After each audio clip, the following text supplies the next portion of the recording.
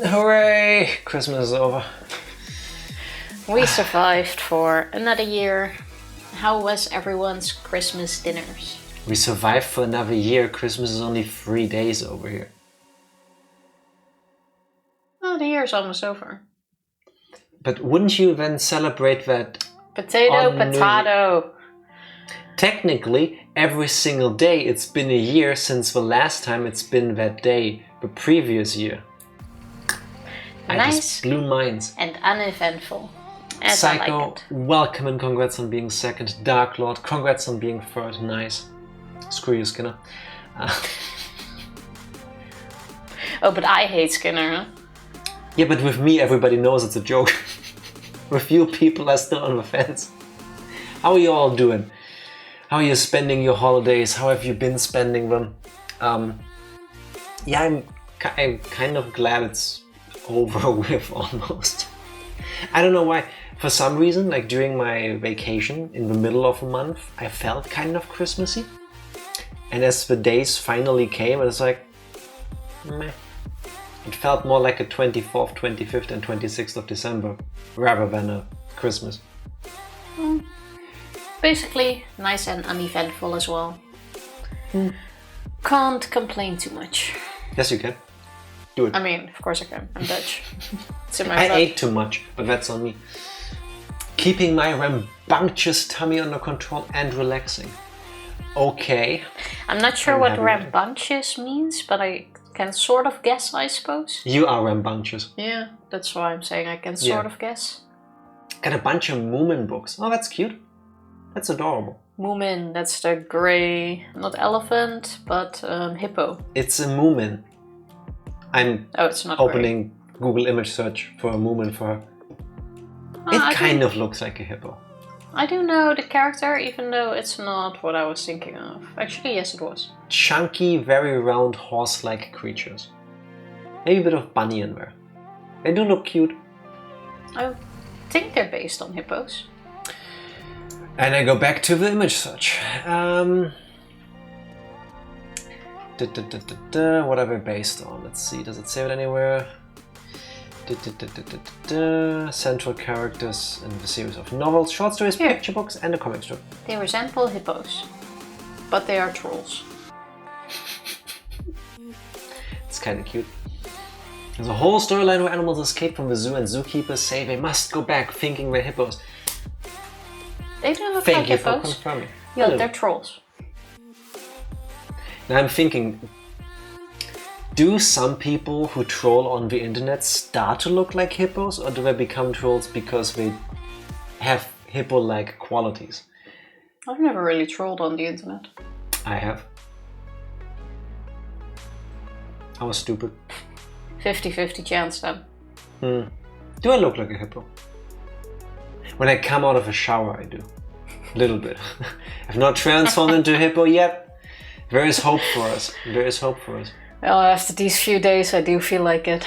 So much food. I feel like I've gained weight. Yesterday, my body hurt. Like, if you remember growing up, you probably remember bone pain, like growing aches. Like when you could feel painfully that you were growing. It kind of felt like that, but like in this region, where the food went. So I think I overdid it a little bit. Then again, I didn't eat that much. Yesterday? Yeah, no, it's just a combination. I'm lying. On the 24th for dinner, I ate like twice the volume of what I usually eat. That can't be good for me. Like my body is not used to it. Yeah, no. It's only yesterday you did not eat a lot. That's true. So, yeah, no, fair. On the 24th, we did this like raclette thing. It's like, imagine barbecue, but cheese is involved. Because we always do that for Christmas. There I ate a lot. That was too much. And we had Christmas cake afterwards. That was also too much. Then I ate more when we came back home in the evening, which was excessive. I was hungry again though, so. When the day after, we did like a little Christmas dinner at home. I made a vegan seitan roast.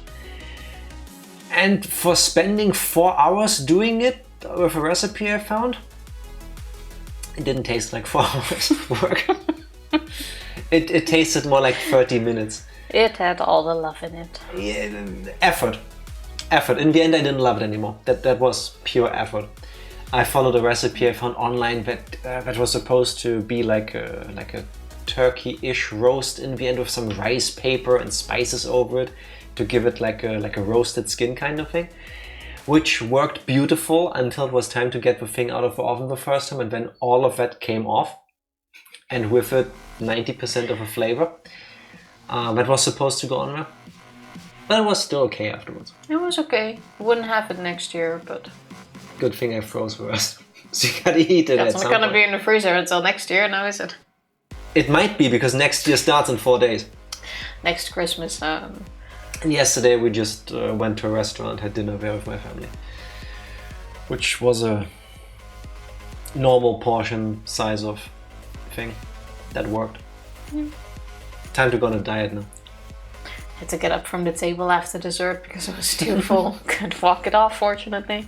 Hey, at least you could still walk. Yeah. We still can walk, it's just we haven't in a while. Because, everything is closed. Even our gym was closed for the holidays. Excuse me? We went for a walk earlier. We went for walks yesterday. Tifa, half an hour of walking is better than no walking at all, but it is a far cry from exercise. Fine. No. It's like when you normally eat a sizable portion for breakfast, and then one day you decide, I'll just have a cereal bar.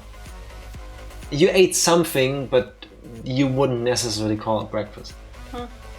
That's the same with you. I went for a walk versus exercise. Seems like the same to me, but sure. Oh well. I turned into a snufkin. That also rings a bell. Snuff. Same unicorn. Universe. Oh, the one with the hat. Yes, I keep forgetting the names. What is Snufkin? Because Snufkin cannot be a hippo as well. Googling. He's the best friend of a series protagonist, Moomin Troll. Alright. Lives a nomadic lifestyle. Doesn't say. Doesn't say, so... Half nimble. Alright. I already forgot what a nimble is. I don't think we know that. More words to Google. I only know the characters from seeing it. I've never read or seen anything of it. I think it used to be a show, if I recall correctly, no? There is books and everything. I think we only know the TV show. Yeah. Never actually watched it. Mimble is a character that appears in a flashback. All of the Moomin lore. Some other kind of non-human. That is some kind of similar strange catman. The show is almost entirely free on YouTube. Really? Did they do that? That's amazing that everybody can watch it. The only other show that I can think of that did that, well, now a while ago, but not too long ago, I guess. I think Ruby Rose Mega Man cartoon, which years before that happened, I imported from the USA on DVD. Spent a sizable chunk of money on that. And a few years after that, I want to say 1 or 2, they released it for free. Well, great. Yeah, yes, at least you still supported them. Ruby Spears, not Ruby Rose. Ruby Spears. Yes, it is all on YouTube. Have you ever seen that? Nope. Also never seen any Mega Man shows. We need to watch it, Tifa. I'm good. We need to... Yes, we do. I'm not interested. How about you watch it, and when I sit in the area, I can take some sneak peeks. What's in the area? In the same zip code? Or? In a space where I can see the TV as well. Nah. I want to say the Mega Man Ruby Spears cartoon has kind of the same energy as... Do you remember the Super Mario Bros. Show? A little bit. Swing your arms from side to side. I I can't even do the lyrics anymore. I loved that show as a kid because I was like, do the Mario! Exactly. And we had these like live action like bits in between when they went over to a Mario cartoon and went back to the live action thing, kind of like a really 80s, 90s sitcom kind of set. Yes. And like all of these cartoons from that time frame, I feel like all have like the same visual flavor. They look similar to me. Like the Mario cartoon from back then, the Mega Man one, Captain N, which... Captain N? Tifa doesn't know so many things. Captain N. Captain N, the Game Master, 1989, it had 2 seasons.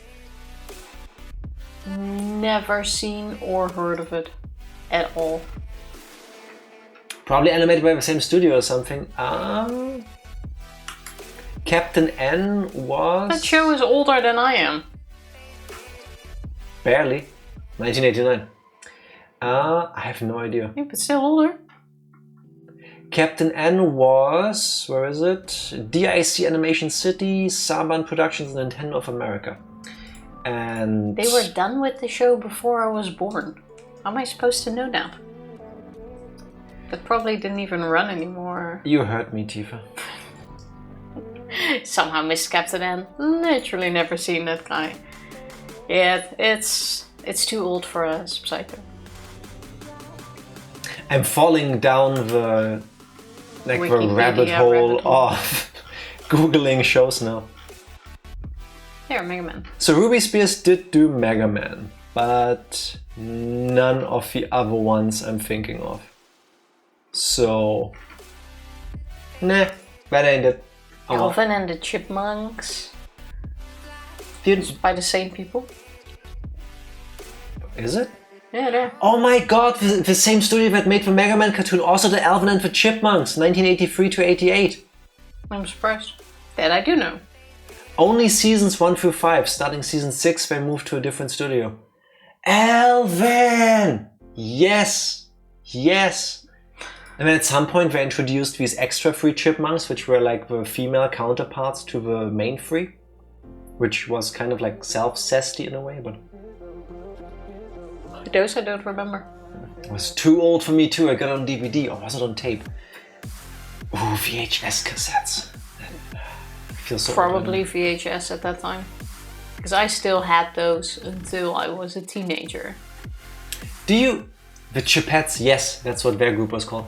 Do you remember Alf and the Alf cartoon? Alf, the ALF. brown alien thing with the snout? Which liked to eat cats. There was a cartoon of that. Yes! I do not remember Where a he cartoon. went back to Melmac. No. Yes! We're the fucking Alf plushie as kids. Nostalgia rush, you're welcome. I do not remember there was a cartoon of that. I bought the first SpongeBob movie on VHS. I remember buying Pokemon the movie on VHS. The Mewtwo Strikes Back one. The very first one. That made me feel old right now, saying that. But wait, the first SpongeBob movie? Yeah. When did that come out? Was it the first or the second one that I remember burning? You would never do such a thing. The SpongeBob SquarePants movie premiered on November 14, released US-wide November 19, 2004. Oh yeah, no, I still had some VHSs there. Yeah, those were still around back then. It's slowly dying out, but still in existence. Yes. Oh, so I had the Legend of Zelda cartoons on tape and one of Sonic Underground. Sonic Underground cuts deep. Most people don't remember that. I don't even know it. It's not that I don't remember. Sonic the Hedgehog Saturday morning cartoon? Never watched it. Never really cared about it. I remember learning how to program the VHS recorder because for some reason over here, at the time when I knew about it, the Sonic cartoon was on at an ungodly time, like 5:30 or something. I don't know why. So I had to tape it. And then I forgot to do that afterwards, so I only watched like 2 or 3 episodes of it. But what I do remember is that first SpongeBob movie with David Hasselhoff. Yes. Now that we're men, we can do everything. Now that we're men, we are invincible. That's where they glue the seaweed mustaches on themselves, right? Yeah. The songs still live rent-free in my head, and I haven't seen that movie in a long time. Every couple of years, I tell Tifa that I forgot what the SpongeBob movie is about, and then we have to rewatch it. And when that song comes on, I'm like, yep, that's the one. That's the movie. You're a goofy goober. Yeah, actually, that's the second. Is that the first or the second movie now? I can look it up for you. I'm a goofy goober. Yeah. I think it was the first one. What movie is it from? The first one. Okay, it was. That's Goofy the first one, Goober Rock, to be exact. That was also a really good song. You're a pretty good song. I thank you. Germany's songbird, David Hasselhoff, yes. I've been looking for freedom. And shortly after, the wall came down. At least that's what he has said before, I think, in interviews. I never knew if he was serious when he said that. Do I believe that artists can touch the soul, the nerve of the people around them and therefore inspire them to do things? Yes. Do I believe David Hasselhoff is directly responsible for the reunification of Germany? No. I don't think anyone sees him as directly responsible. Even he does not, I'm pretty certain. I don't know, I never spoke to David Hasselhoff. I don't know what part of this is like his stage persona or his real, true beliefs.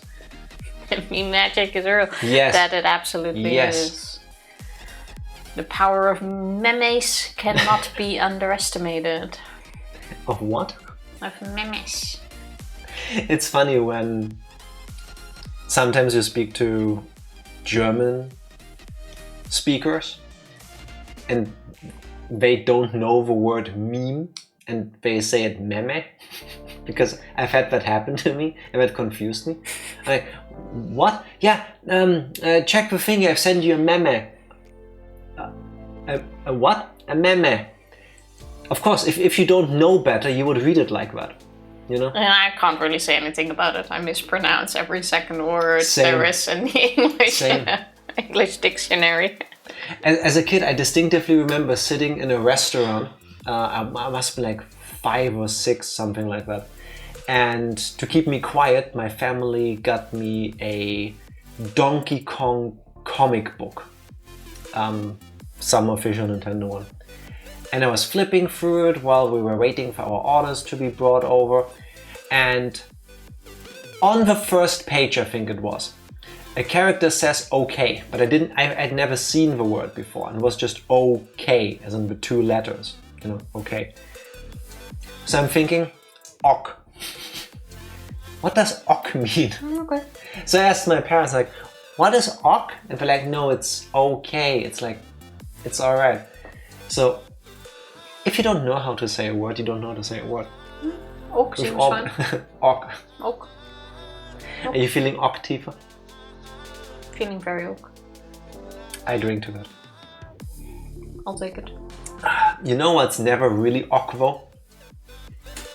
Tifa's recaps, especially when it's been almost a whole week. Hey Tifa, what happened the last time we played Higurashi When They Cry chapter for Himatsubushi? The last time we played, we are still, what's his name, Asaka? Akasa? Asaka. Akasaka. Akasaka, that's it. Even I don't remember. I do. Akasaka was finally finishing his tour around the city of Hinamizawa together with our dude and Rika-chan. So we got to go to the shrine grounds, had a look around there, met some of the guardians because they have their headquarters there. Who specifically? The mayor, I forgot his name. The mayor. Inuyasha, something like that. Who's the leader of the Guardians on paper. We had a little bit of a With deep breaths you take. I love it. Thinking afterwards. We had a walk around with Rika-chan, where we had a super cute moment where we were overlooking the entirety of Hinamizawa, which looked beautiful as it still did. Akasaka, looking at the totality of the Hinamizawa village and seeing it from that platform, suddenly had his epiphany like, I don't care what happens to some town in the boonies when a dam gets built. But Rika-chan just said this is her favorite spot and she loves this place and she loves the village. So now it matters to me. That was kind of sweet. Kimiyoshi, yes. Old man Kimiyoshi, the mayor. So we had a little bit of a talk on how it would be a shame for the city to be underwater after a bit. And Rika was very certain that it wouldn't happen, but she couldn't really explain why, just that it wouldn't. No, she didn't explain why. We don't know if she couldn't. She didn't. When she was pressed on the why do you feel that way, Rika, she seemed to be looking for words but didn't say anything. She couldn't explain at the moment and left it at it just would. After which she had kind of a creepy little moment that we are used to. Akasaka kept pushing, like, what makes you say that? Why do you know that this isn't gonna happen? And then, exactly, Rika went full Higurashi eyes. It's like, no, you should just go back to Tokyo. You're not welcome here. Before you die. Yeah, before bad things happen. So she was basically threatening us to go back, otherwise shit would happen to us. Yeah. After which she also turned back when we were called in for dinner. Yes. And when asking her what she meant with that exactly, she could not remember a single thing. What do you mean? Well, the thing earlier? What do you mean? So we were invited for dinner with the Guardians as well. It was nice, even though slightly awkward, since we were just told we're going to die if we don't fuck off back to our city. Yeah, and how could Rika know that we are from Tokyo? Maybe from our accent. True, we also haven't mentioned that. So yeah, that was slightly weird. After that, we went back to our hotel. We were supposed to call in with a report, but we fell asleep. So they called us. We got called awake by our boss, who wanted to check in on everything that's going. Gave us a proper scolding. Gave us a bit of a scolding because we didn't call, but all in all, they want us to hurry up basically and get this shit over with. It's only been 72 hours since the kid's gone missing. 72? 48? It's been more than 3 days, I think. 2 days since the kid's been missing. So yeah, but there wasn't really anything to report yet. We weren't certain if the Guardians have anything to do with the kidnapping, so we'll keep investigating. And after we were done with the call of our boss, Ooishi called to meet up with us, which we did. We went to meet the informant, sorry. Ooishi called so that we could meet up together and we could meet the informant, yes, whose name I also forgot. New character though. And we went to the Mahjong Cafe. I still think it's called Mahjong. Whichever. Mahjong. To play Mahjong. gamble.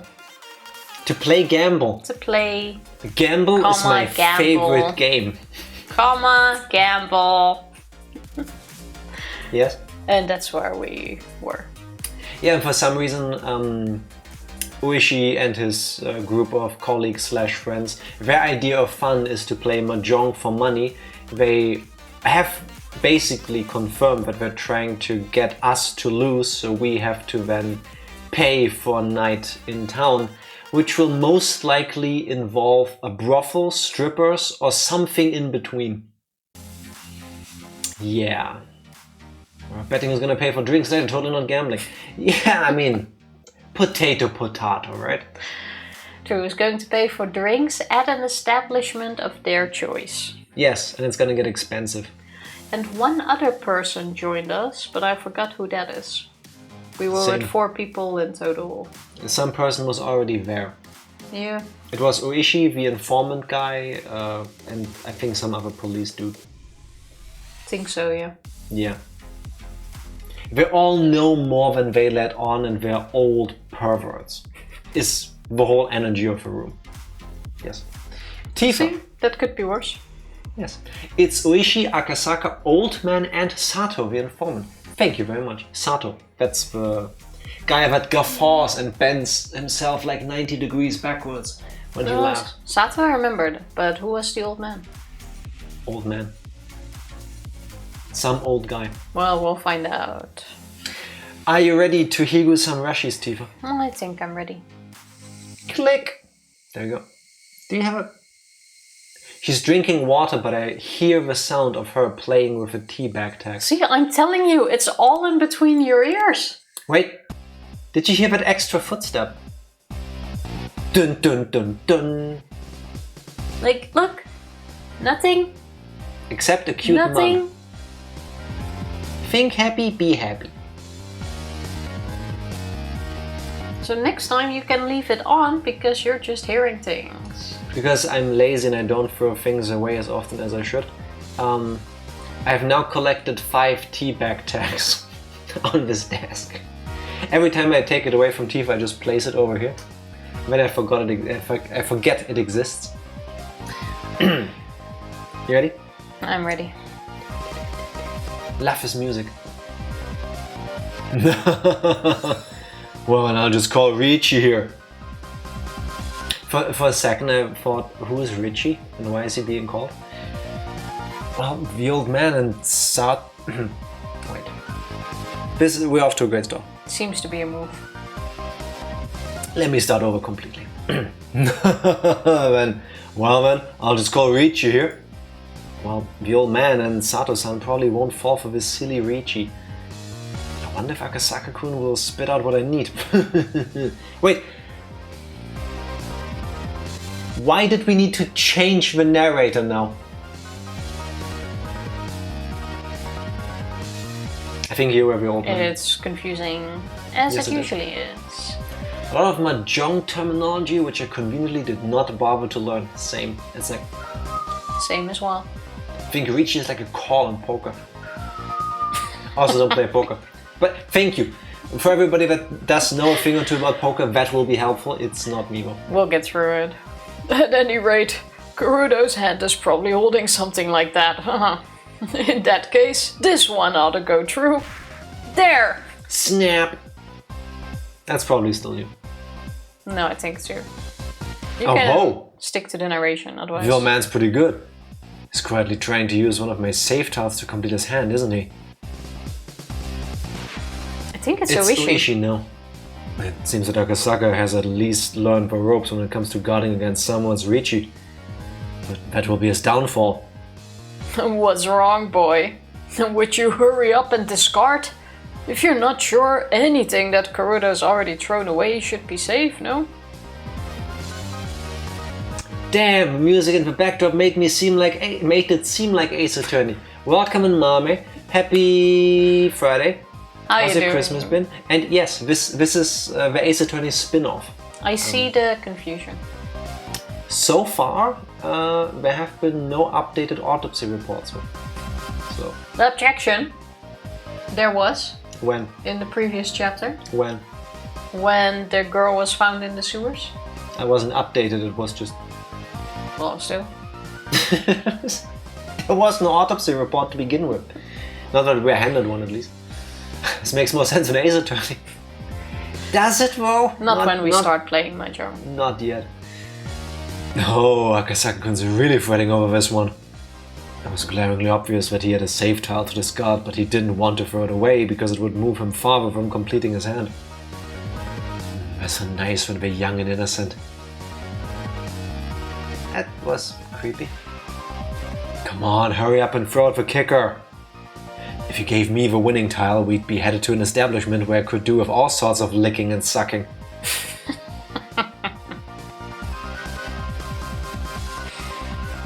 Why? Why?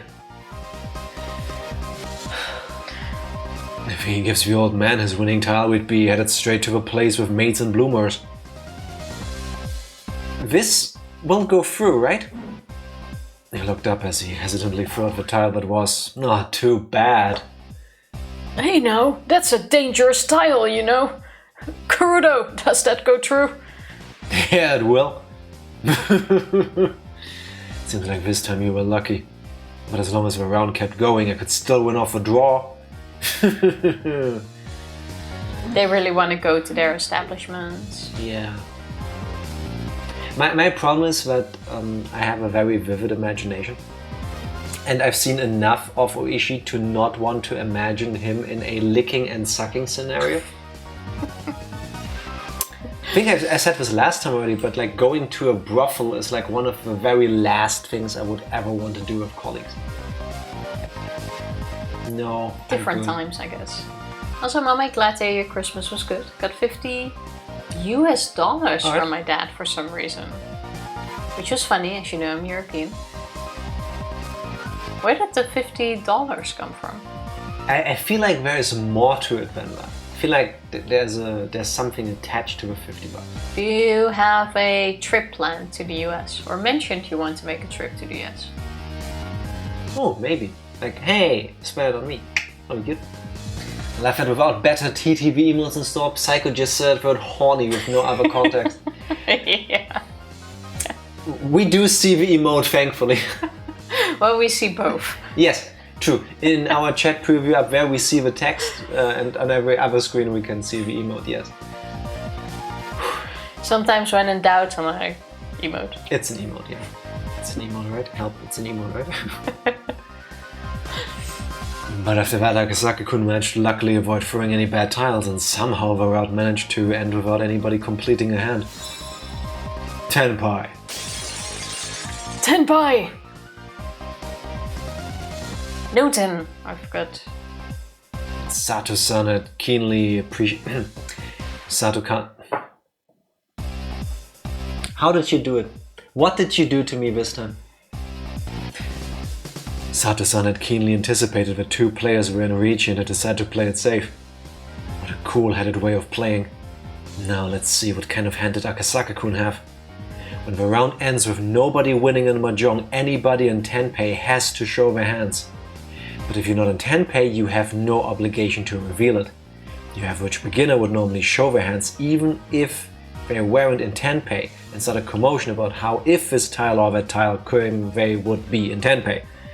But he didn't. Being stingy. How'd you do, boy? Come on, show me. Sato-san had reached over to flip the hand that Akasaka-kun had casually placed face down. What the hell is this? He went Texan for a moment. What the hell? What intonation? As a psycho professional shitposter, using all the tools. If I had a hat, I would tip it. I think it's mainly because he didn't get the chance to withdraw more money to gift. But how do you withdraw dollars from your bank? Does he sometimes go there? Does he know somebody from the US? Don't you need to go to like an exchange thingy so you can get that? I want to say so. Like, at least over here in Germany, it's highly unlikely you will ever see any dollar bills. I mean, unless you specifically want them. If the exchange rates are good and you plan on going at some point, it's not too bad to do so anyway. Meanwhile, you get a good deal out of it. Akasaka, he was nowhere near Tenpei. Was Akasaka-kun totally bad at this after all? Laughing with a question mark. Right then, as the old man compared the tiles on Akasaka-kun's hand to the discard pool, a puzzled expression crossed his face. Boy, you were in Tenpei right around here, weren't you? Why'd you break your hand?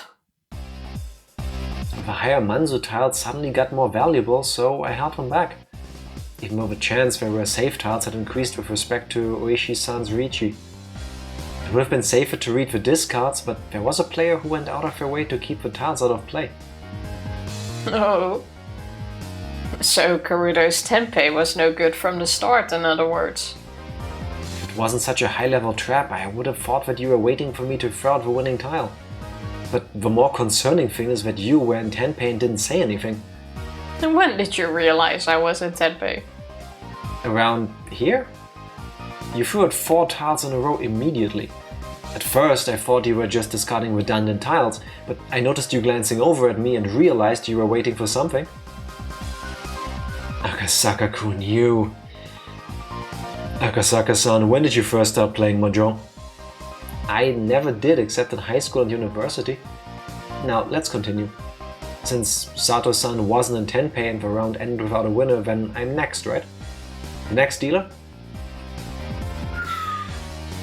I mean, don't understand any of the terms, No. but he's holding his ground. Each of us got 200 euros. Nice. Just got 150 and $50. Oh, okay. Okay. So he just had it laying around and filled it up.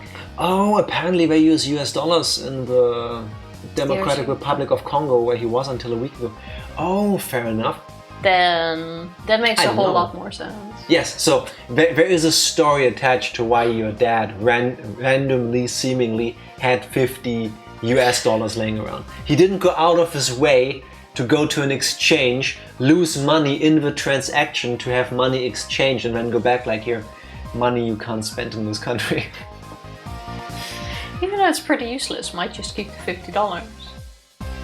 Yeah, it depends on how the money, like, evolves. Can't think of a proper term. To be honest, I'd keep the $50 as well. I have a story now. Yeah, fair. I mean, if he wants to give me a trip to the US, I would not mind at all. That's the next gift. Imagine. Here, I'll ship you over to a different part of the world. Thank you. That would be nice. I guess. It seems like Akasaka-kun is really aware of how the game flows. We thought we were just going to eat him alive, but it looks like that isn't going to be so easy.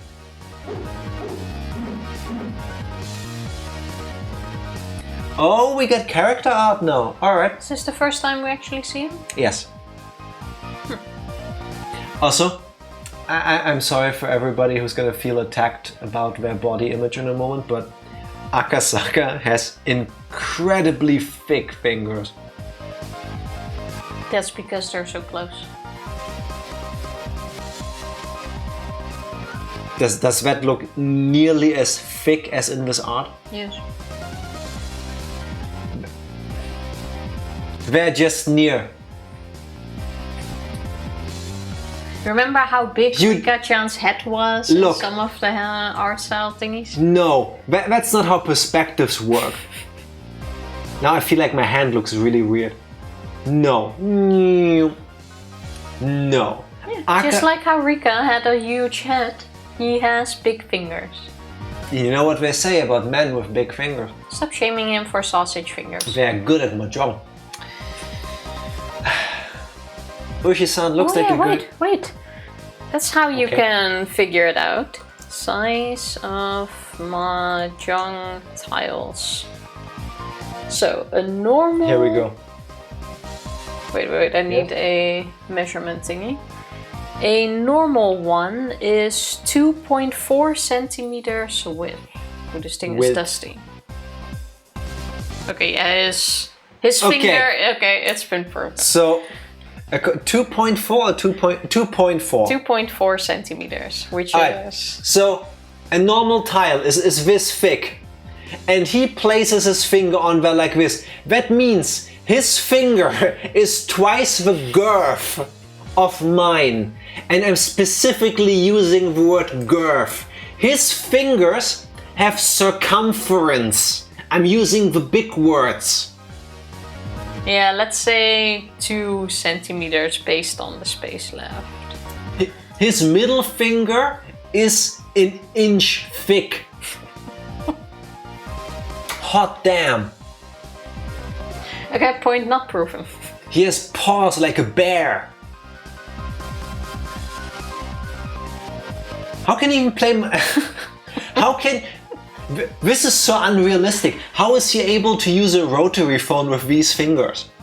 Did he use his nose? Back then. Did he use chopsticks? Did he use his nose? But no, the turning is easy. It's more the phones of the future that's going to be a problem. His fingers are so thick he can't put his finger on like the little cutout hole thingy on the dial phone. He takes his paw-like hand and just like turns the whole dial. It's easier that way for him. Akasaka's hands are so big he can grab a basketball.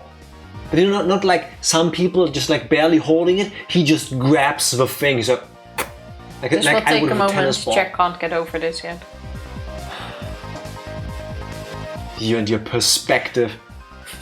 Or maybe they're playing with miniature mahjong tiles. You know, maybe it's a travel set. Who knows? Travel set, mahjong size. Smaller. Alright. You okay now? These are old people that play with bigger stones. Oh my god, they're probably twice. If they're bigger, that's even worse. Yes. Fuel it. Imagine trying to get gloves for this guy. And just wait when the Nokias come out. He won't be able and he to has call to do anyone. the triple tap to get one letter out. He uses a pair of pincers or something to like punch the numbers. Ooishi-san, looks like you're going for the bamboo tiles. Should I put some in play? This boy! Gerudo, don't back down! As long as I get 3 more good tiles. Sato-san, think you can do it? Damn it! I'll just force you to go for the cheap Tanyo. Tanyo. You have a cheap Tanya. Talking about the establishments later already. Chi! Chi. Bye. Boing, boing. Just Google it. Still a great song. It's a whole song. Bye, bye. A straight. Well, sorry, I'm going to pawn that tile. Oh no, going to call a 3 of a kind after he declared a straight? Trying to override and interfere. Boy, you're getting pretty used to this. Oh no, I couldn't even compare to you guys who have been playing since before I was even born. That's game. Ron. Triplets, 2 red Dora and 3 more Dora. I'm the dealer, so this will cost you quite a bit. Can you say hi in Spanish? Can you say Ron, triplets, 2 red Dora and 3 more Dora? Suddenly, in Japanese? Suddenly I feel like watching the Dora the Explorer live action movie. That was a really good movie, by the way, for anyone who's considering to still watch it. Do it. Straight means you have cards that are the same type. I wouldn't even know what mahjong tiles look like. That I do know, I just always thought you played differently. Ugh. Akasaka-san, nice job. Now we'll have to get serious, won't we? Well, can you get serious about handing over your points? I'm tired, so let's end this quickly. Akasaka-kun, this is somehow unreal. Before I could even realize it, there was an ominous cold air emitting from beneath Akasaka-kun's feet. How blasé. The 2, 5 and 8 Manzus are laughing at you. Damn it! Boy, you! Gerudo, finish it! You have to end the boy's turn as dealer. I hate to admit it, but that seems like the best option. There it is! Run! Simple straights, 1 Dora. Sorry, head bump. Ron. Straight. A head bump? You damn brat! Brad. So you'd play that sloppily against a Brad. Guess that means you're worse than a Brad yourself. It's so interesting. The way you guys call people things like Brad and boy. Akasaka-kun. That is you, isn't it? It feels like you're a totally different person. You thought that I, being a sucker, would let you drink some good booze tonight. Seems that you're a little off the mark. Wrong. Triple straight, red Dora and another Dora. The future is now, old man. Yeah. Well. Remember I said the visuals looked like Ace Attorney? I rest my case. Yes, including the sound effects of yes. Yeah, it kind of does actually. Didn't even really see the comparison, but... Gaming check. Happy holidays. Welcome in. Happy Friday. How are you doing? How has your Christmas been? Oh no. Tifa is fidgeting with... I lost my finger head. Now, what do we do when we show things to the camera? Now that it's on autofocus again, you show it to the camera and then you whoop, go back to your nose. Okay, give me. Doing good. What about you? Doing well. Thank you very much. Wow! He actually did it! That's why I'm saying you guys are slacking. No matter how you look at it, you have to be able to read such an obvious three-way weight. Nakasaka-kun chuckled as he rested his chin in his hands. That pose was so fitting it was almost scary. Hey, Karudo! This isn't what we discussed! Who the hell said he was a naive sucker ripe for the picking? A naive? Were you trying to go for native but realized the word was naive? Basically. I could feel you going for native and then turning the wheel for naive. Naive. I don't read the line first. Also, that giant character art was literally Firebird wrong. Doesn't ring a bell. I don't know who that is. Reminder, we've only played the very first Ace Attorney game. We still need to continue the series at some point. At some point, yeah.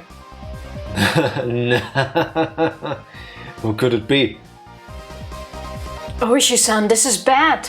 If he keeps going like this, we're seriously going to lose. Nakasaka-kun, for you to make me get serious. Also, why did we swap to a scene to the toilet? Because that's another thing old creepy men like to do. They go to the toilet together and while relieving themselves they have in-depth conversations. Yeah, but we're obviously still playing.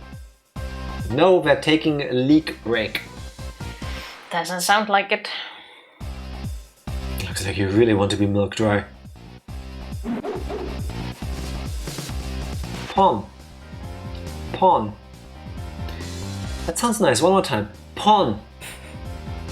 Nakasaka-kun was almost singing at this point. The tiles he had opened were all pin tiles. You can't be serious. Are you really going for the flush? Pawn. Boy, are you right in the head? You've opened 4 sets. You only have 1 tile left, you know? That's right. Did you know? Waiting on a single tile is the hardest thing to read. Are you an idiot? With that much of your hand revealed, you don't think we'd give you a tile you need, do you? Pawn. Whatever that means. Of course they went for the flush, they just went to the bathroom. I sure hope they would at least. I hope all 3 of them did. Yeah. A flush is when your cards are in sequence. 2, 3, 4. Okay, I'll take it. Alright. Alright, first be a little B and only heard your commentary in small chunks in case you thought otherwise. Firebird Wrong was a play on Phoenix Wright, not an actual character. Oh. Oh my god. That went, whew, I thought it was an actual character. 9 out of 10? Would have been 10 out of 10 if I got it first try. This is one of those times where you get minus points for me not getting it. That is good. That is good. Well You know what you're doing, Akasaka-san? That's not a flush or a half flush, is it? The fact that you called pawn 4 times means you're already in a position for an all triplet hand. Right now you're far and away in the lead. Do you need to actually call it out every single time? I guess it's like Uno in that regard, yeah. You're trying to show a flush and go into giving you triplets, aren't you? If that's what you think, want to try throwing out some pins? The left 5 tiles in your hand, Ooishi-san. They're pin tiles you're reluctant to throw away, aren't they? Why don't you try discarding them in order from the left? You must be joking. Is he a Mahjong god? If not, he had to be the main character of a manga or something. Well, about that. Yes. At that moment, the old man sent me a sign under the table. The message was simple and clear. Karudo, do it. Crush him! I don't like to cheat against kids like this. Idiot! After being disrespected like this, we can't pull back now! Well, I'm not responsible for what happens, you know. Go ahead. Here we go, boy! Riichi! We'll go open. I'm waiting for 1, 4, 7 of pins. Oh, so now it's 3 against 1, basically. Well, they are all horny, so yes. Most likely the tile that Akasaka-san... Most likely the tile that Akasaka-kun was waiting for was one of those tiles. With this, Akasaka-kun was no longer capable of winning the hand. When I drew from the wall, I switched out the tile that Akasaka-kun would draw. The tile that I put in was the 1 pin, one of the tiles that the old man was waiting for. Akasaka-kun discarded a little while ago, so there was no threat of it being the one he needed. Come on, it's your turn, boy.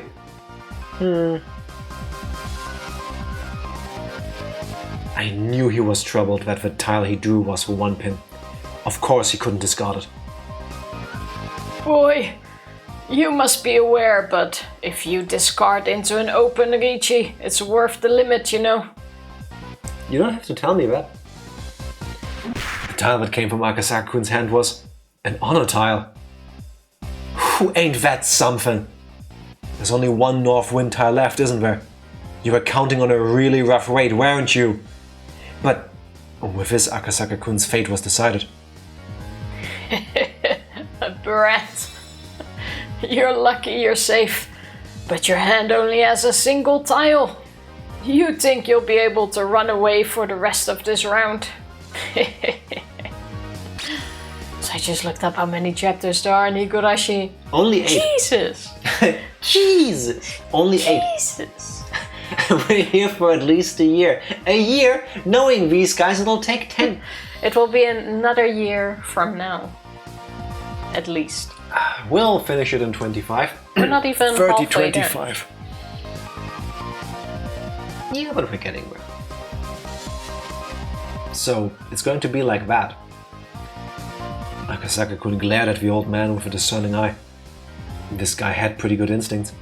Did he figure out we were cheating? Let's stop this. Akasaka-kun is a step or two ahead of us. Fool! You think we can stop after we've come this far? Next!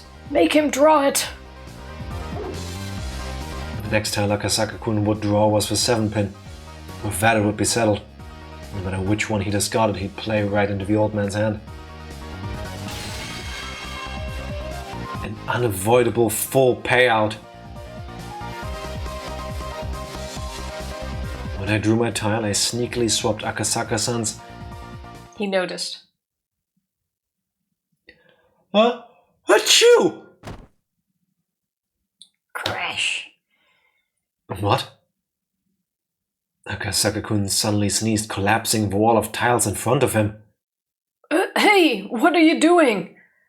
Sorry, I accidentally knocked over the wall when I sneezed. There's a penalty for that, right?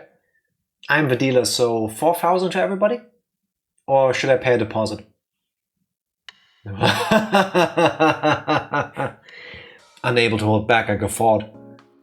Akasaka-kun, knowing he was going to be caught a second time and unable to escape, he took the drastic measure of knocking over his own wall. You're a good boy. To get away from a full payout like that. What stops somebody from just going, oh, my tiles? Whoops, they fell off the table. Oh no, now I need to pay up. Because that's bad sportsmanship. At least make it seem like it's an accident. Achoo! Oh no, it fell. Yeah, that's better. Ooishi-san, could you not bother putting me in such an obvious trap? If we were at Baba, this would have been the point where I flipped the table. Oh, no, sorry. I underestimated you. For some reason you're really good, aren't you? Answer me honestly. You got a lot of experience when you were younger, didn't you? I played quite a bit around Waseda and Takadanobaba. The place I frequented banned me for winning too much. I made the woman who would become my wife pretty angry, so I washed my hands of it all. Raised the stakes too high. How much were you playing for at the time? It depends on who I was playing with, but I had an almost perfect record playing in Kabukicho. Especially since when I played against a certain crowd, my life was on the line. I don't know where the 20 comes from, but I'll take it. Yeah, 20 times! I thought I skipped something. What kind of stakes were those? Did you have Yakuza at your table? Or pro baseball players? What's this? Gerudo! You buffoon! Where did you pull this guy from? He's practically a professional! I give up. Jeez. Boy, it's your win. I surrender. 20-1 would be a very high bet. Yeah, but he didn't say anything about 20-1, did he? No, they just said high stakes. That's what the confusion is. Like, they asked how much are you playing for, then he was like, oh, too high, and then they go like 20? Maybe he gave him a hand signal that meant 20. Hand signals in my visual novel, love it. Off screen. Thank you very much, it was an honor. Oh my. Nakasaka-san, your personality really changes when you play. Why do you even have a day job? You'd have no problem living as a freelancer. To be a pro mahjong player, you need both talent and luck. I didn't have anything like that supporting me. Luck is luck. With somebody of your skill, I think you'd be able to make it pretty far. Normal luck doesn't cut it. Calling a kan and 1 time out of 3 you can aim to win on the extra draw with 4 Dora. That kind of luck. Nakasaka-kun, if you can judge something like that, you're already bordering on the supernatural. No, there's plenty of people who can do that without cheating or superpowers. There was a person I met in Shinjuku who would get Doras every time you blinked. He was as strong as a demon. There was a pro I played with in Yokohama who would draw the tile he needed immediately after calling Ricci like it was an everyday thing. I don't have that kind of luck. I think they were cheating. What type of folks were those? They weren't named Ryu or Satoshi by any chance? I guess that's a Japan reference, I'm not kidding. Well then, is it alright if I'm declared the overall winner then? Yeah. We totally lost. I lost. It's been a while since I lost this big. Still, when you were playing, boy, you were pretty into it. It was kind of scary. I hear that a lot. I don't mean to change gears like that though. Did I really look that scary? Yep. The three of us nodded emphatically in agreement. So that was Akasaka-kun, Mahjong prodigy. Before he goes home from his assignment, maybe I could have him go play at a high-stakes table in my place. But it's not good to get greedy. Oh my god, this is still not over. Well then, nothing for it. It was a promise. We'll break up our little late-night study group right now. Sorry about this, old man. That's it for tonight. Nothing you could do. I'm going home to sleep. My body won't last like this. Problems at work? No, he's the foreman of a primary construction site of a Hinamizawa dam. He's butting heads with the residents every day. It's a rough business. Is the old man the guy who's gonna get quartered? That was the foreman. Or cut into 5 pieces. Not quartered. Quintered? That seems weird. But yeah, that should be him. It was the foreman of the construction site, no? Yeah, I think so. Around next year, I might be in charge of the second site as well. I heard that Gerudo-san was pissing blood. He won't hold out much longer.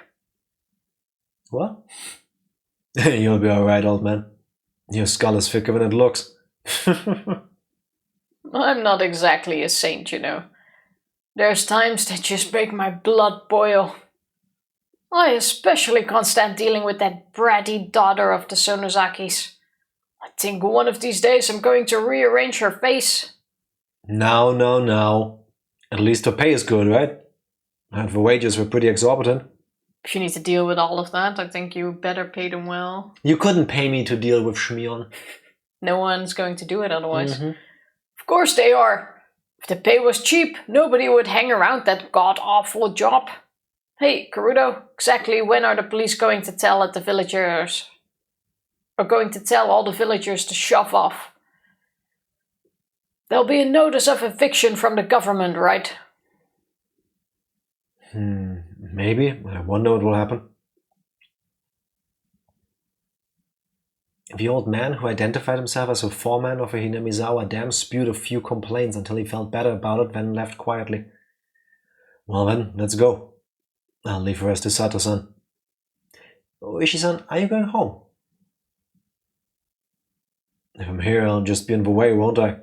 Besides, the one who bought Sato-san's services was you. I didn't pay for my share.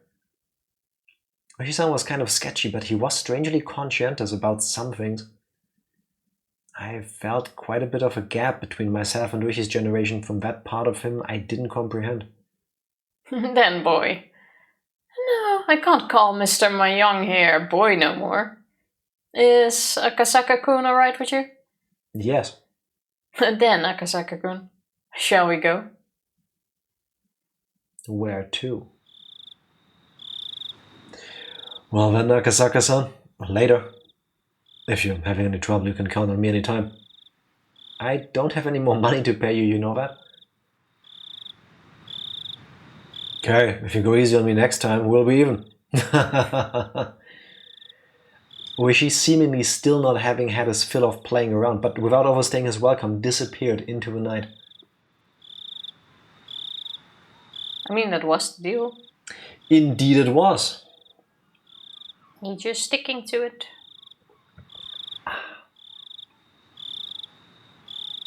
End of a chapter, scene transition. New scene. Chapter but would how have about, been really short otherwise. I don't know. How well, not chapter, episode. But how about before we continue this, we're gonna take a short break. Sounds like a plan. BRB. BRB. We're back. Oh! Somehow I just realized during the break that I was sitting weird. Not only was I sitting lower than I normally sit, which I didn't really notice, but now that I've moved, it's like a whole new world in my body. I'm not sure yet if I like it. The informant named Sato-san had me get into his car before he set off. He favored narrow roads and made numerous short left turns. Wait. If he keeps making left turns, we keep going in a circle. Yeah. Because he's checking if we're being followed. Oh, imagine if you actually read the text that's on screen before you get confused. If the other guy is also going in a circle. Need a Jax it like a human command?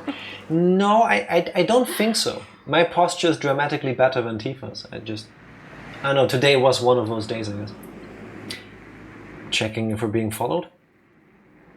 Yeah? You know a lot about this. Where did your Texan accent go? I forgot what I made him sound like. Now he's all over the place.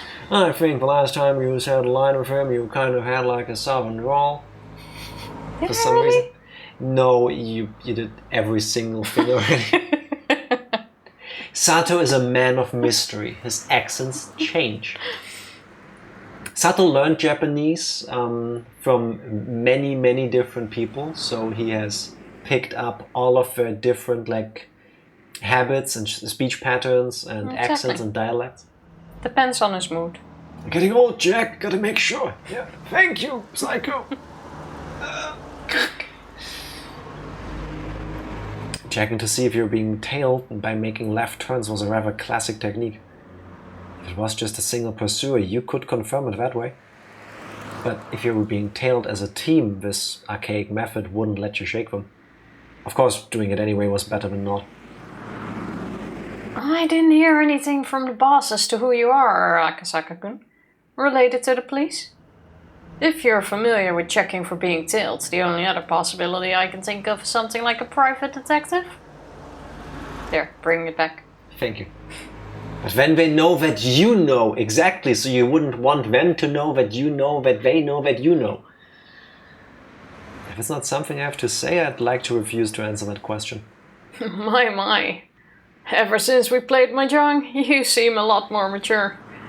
Wonder where that hesitant person went from when we first met. Which was an hour ago? Yeah. I smiled wryly. Looking back now, I had to be a little grateful for being made to play Mahjong. And thanks to that, I was able to relieve some tension. Eventually, Sato-san, confirming that there were no cars following us, slipped outside the city. We were on a pitch-black country road, unable to see anything besides the lights outside. The only things I was able to hear were the hum of a car's air conditioning and the chirping of insects and frogs. Not the cars driving past? Yeah, there's not supposed to be any cars. Ooh. Yeah, wrong sound effects. I heard from the boss that you want to hear a bit about Hinamizawa village, yeah? Like about the old houses known as the three families who control the place, or that right now it's... Like about the old houses known as the three families who control the place, or that right now it seems pretty much the Sonozaki family running things? Wow, straying off the text. Deal with it. Not even sticking to the script. Wow, imagine the writer spending so much time on the script and you're just changing it.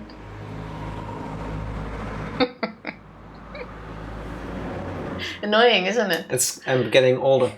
My eyesight is worsening. That must be it. You've been slipping. If you know that much already, I'll cut out the introductions. Then, if you would. Can you confirm or deny if the Onigafuchi Guardians is involved with the kidnapping of Minister Inukai's grandson? Sato-san checked the rearview mirror one more time to confirm there wasn't anybody behind us before speaking. Not the yes or no I was expecting. There is not gonna be yes or no, Stifa. It's gonna be long-winded questions and answers. Stifa? What? You called me Stifa.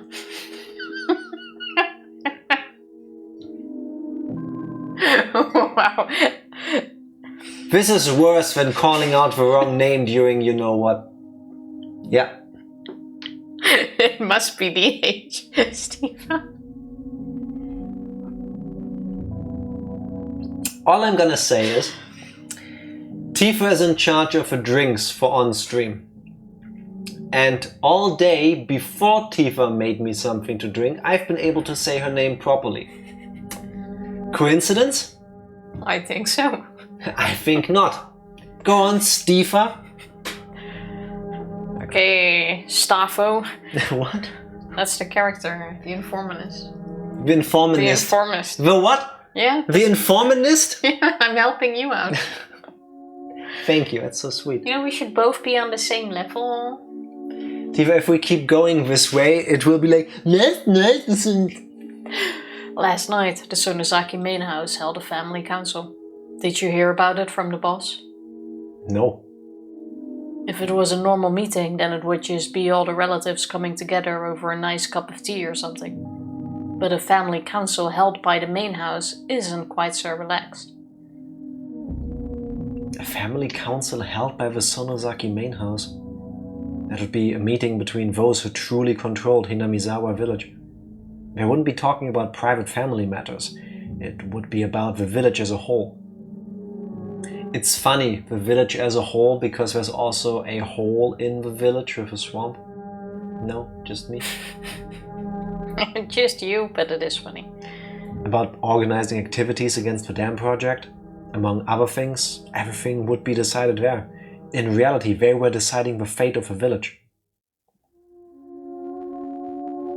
At the head of the meeting was Oryo Sonozaki, more or less called Empress Sonozaki. As the ultimate decision maker of a clan, she was to be feared and respected. Infirm with old age, she was often able to stand on her. Infirm with old age, she was often unable to stand on her own, but her words carried enough weight to sway the fate of the village. It seemed that lately she had grown weak, and on days where she wasn't feeling well, remained bedridden. Family councils that occurred while she wasn't feeling well took place with her on the floor. In the middle of a dignified Japanese-styled room, still in a futon, only the upper half of her body sitting upright, a stern look on her face, that was Oryo Sonozaki. Sitting next to her was her heir, Mion Sonozaki. She was still young. No, young wasn't quite the right word. She was a girl who remained childish. Her role was to merely sit beside Oryo Sonozaki, sometimes responding to her requests. However, she was the only one deemed worthy to succeed Oryo. She had the same hawkish eyes, enough to give pause to anybody who so much as looked at them. Much was expected of her in the future. This granddaughter of the Sonozaki's leader. And also on either side of her sat several other important members of the remaining three families, the Kimiyoshi family and the Furude family. First on the list for the Kimiyoshi family was of course the mayor of Hinamizawa village, Keiichi Maebara, and lined up beside him were several more of his direct relatives.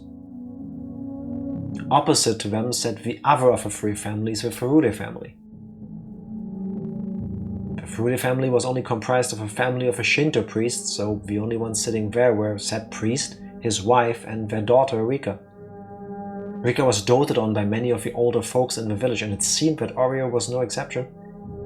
While the stress from just attending a family council was said to be enough to shorten your lifespan by 3 days, it seemed like Rika was the only one exempt from that. No matter how charged the atmosphere was around her, she paid it no mind, instead humming along as she doodled in a sketchbook. That is kind of cute, kind of badass, but also like the worst place for a kid. I mean, it's more a soak up everything that's happening sort of thing, I suppose. Like learn. Yeah, but it's your duty. I'm imagining them discussing like, yeah, and then we will just on his way home grab this guy, bash his head in. Oh, maybe we should do a little watanagashi thing, and just, you know, like get out his entrails and stuff. And then Rika is there like drawing a house. Emotional support kid? Yes. Yeah, I mean, it's daily business for them. She doesn't know anything else, I guess. In fact, the night before, lying on her stomach while humming and doodling, she nonchalantly tucked her legs into Ario's futon like it was a kotatsu. All this was the three families, and all around the room, lined row upon row, were relatives of the Sonozaki family. The only ones who were afforded cushions to sit on were direct relatives. The others were left to sit in the seiza position directly on the tatami mats. With Empress Sonozaki enshrined at their center, they were almost like a giant snake coiled around the room. It was decided that everybody would sit in order of their rank. The number of people from the Sonozaki family was overwhelming. The fact that the Sonozaki family held so many seats at a meeting where everything pertaining to the village was decided made determining where the balance of power was held in the three families as clear as day. The number of members in attendance from each of the families directly reflected how much influence they had in ruling Hinamizawa. How does he know all of this? Also, seiza means sitting on your legs. Is that the one where they like have the awkward sitting on your knees? This like kneeling position where you like sit on your heels? Because I can do that for about 12 seconds and then I feel like my knees will explode and my legs will fall off. You're also not used to it. Yes, that one. Yeah, I guess that will show people respect when you're willing to do that for any amount of time. I think if you start doing it from a young age, it's very different. Maybe. My joints hurt just by hearing. Yeah, it's... Sometimes when I need to crawl like under the desk to like pull out a cable or something, I get into that position and it hurts my knees so bad. Like, I don't know what to do against that. I need like knee pads, or usually I get a pillow to put under my knees because my skin there is so thin. Like half a minute on my knees and I'm like... Not comfy. It was created to make people not as easy to get up and start a fight in the olden times. Oh, that does make sense. That does make sense. Got a few seconds head start. Yes. What was talked about at that meeting? Sato-san, after remaining silent for a while, quietly began to speak. Quietly and Texanly.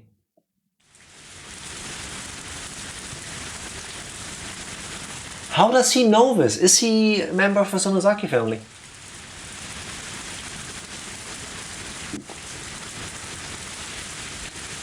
Wasn't our monetary gift of appreciation to the media a little large?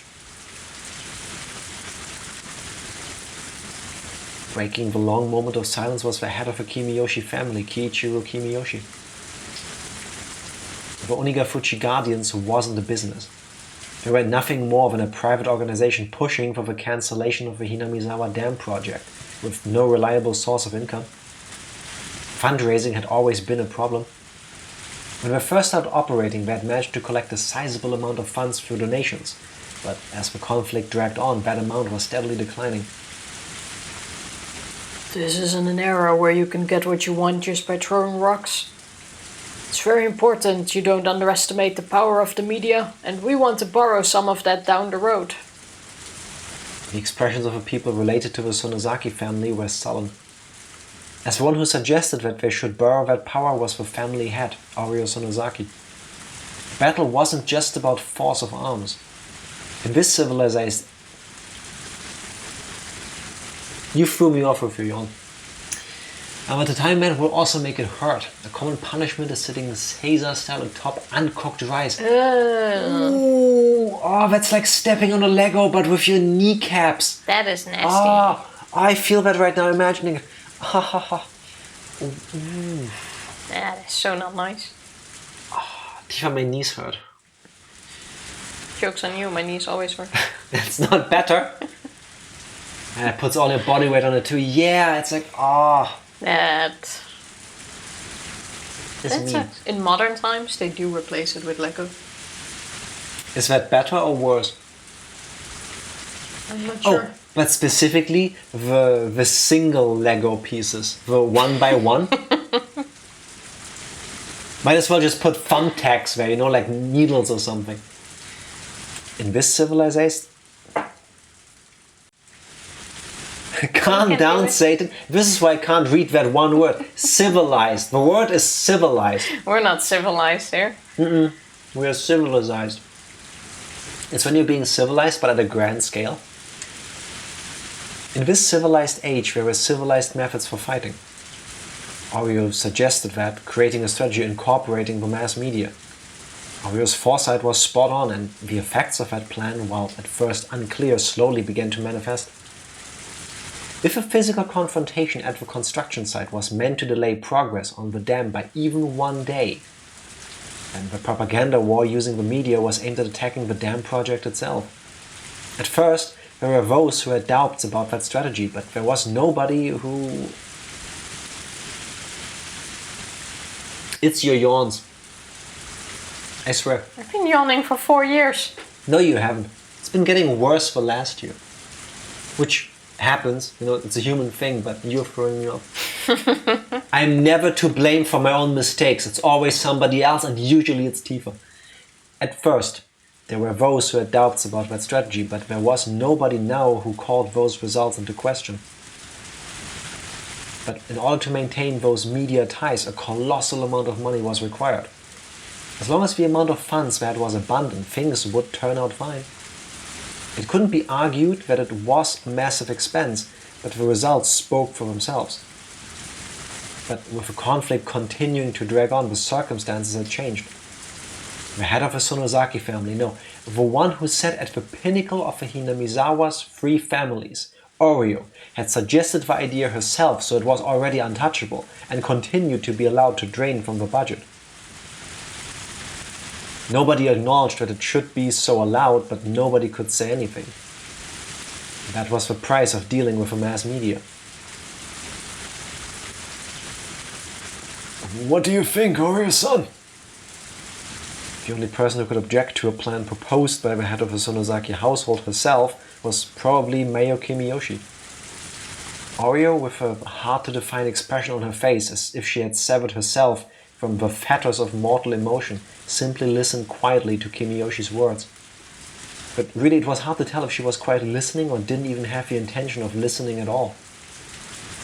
Last year, we went through a lot of trouble getting people to wrap their heads around the price hike on the bulletins we were putting out. We convinced them that it was even just that one time. It just wouldn't do if we had another one this year. Right, Furude-san? The mayor looked to a priest and his wife from the Furude family for affirmation. The priest gave a vague expression, avoiding a prompt response, but his wife gave her answer without a second thought. That's right. The cost of the bulletins are a particularly harsh burden for the poorer families. Everybody is dealing with it for the sake of the village, but it's best we don't increase the prices anymore. The bulletin was, as its name implied, a bulletin published by the Onigafuchi Guardians. It outlined the alliance's activities, ideals and resolve, but you couldn't deny the contents were rather piecemeal. That bulletin's main goal wasn't to inform people, but rather was something to sell to businesses and people living in the village or connected to it and using those sales to collect funds. In other words, it had become something of a tax. Of course, it didn't have to be said that this was one of the main sources of income for the Onigafuchi Guardians. Originally, purchase was supposed to be voluntary, but in Hinamizawa it had suddenly become the opposite. In the neighboring towns as well, it seemed that many businesses were buying copies just to avoid butting heads with the alliance. The priest whispered to his wife to not say anything unnecessary, but was struck down decidedly with a cold glare. Cowering from that glare, the priest shut his mouth. The priest's wife always held the power in their relationship. It was because she was the one who carried the Ferulian bloodline. The priest merely married into the family. It was nothing more than somebody who adopted the name just to join the three families. Did he know about that beforehand? I would think so, yes. You don't just marry into a position of power like that and not know. How? On what date do you bring up, hey, honey, I'm part of one of those, three families. It's not really a big deal, but it kinda is. Usually once a year in summer we get together and eat a person. Well, that comes later. But the fact that you're a part of a big family comes a bit early. Can't be that big of a family if it's just the three of them here. Big as in... important. Yes. He should have been able to find a spot fairly high up in the hierarchy of things. But the lack of authority in his voice meant that he had still not gained any favor.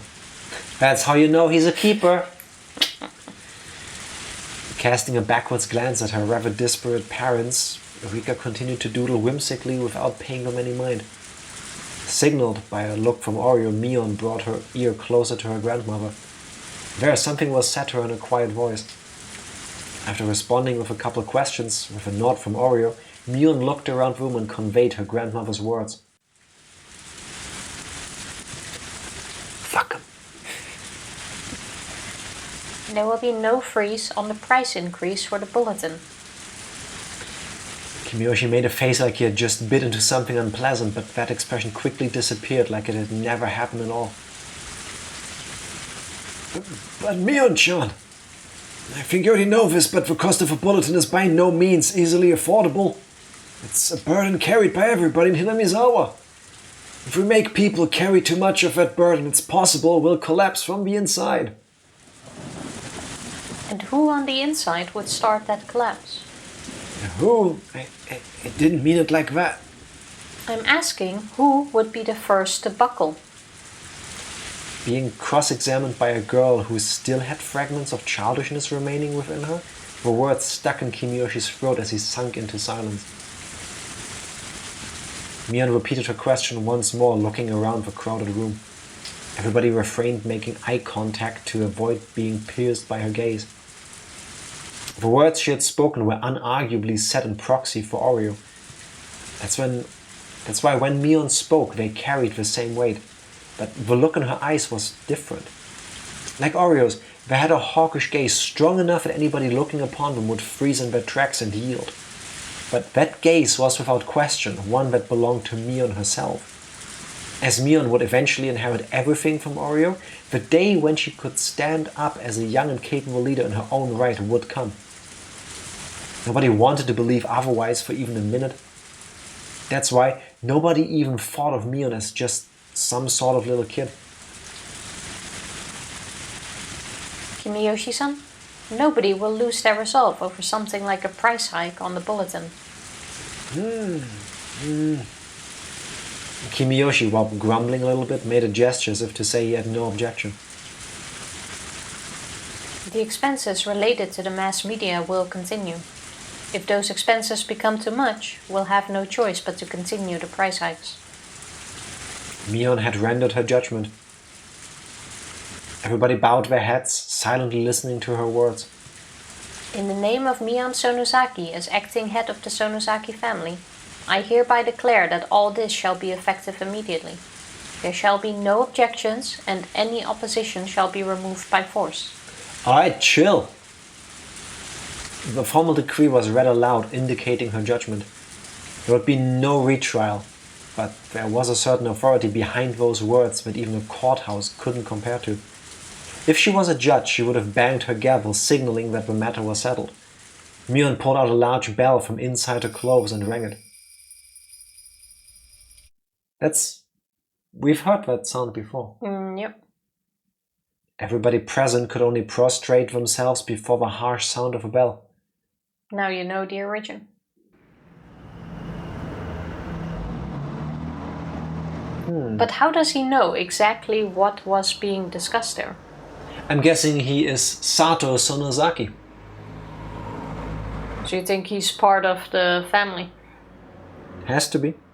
I mean, he wouldn't be able to recall any of it if he wasn't in.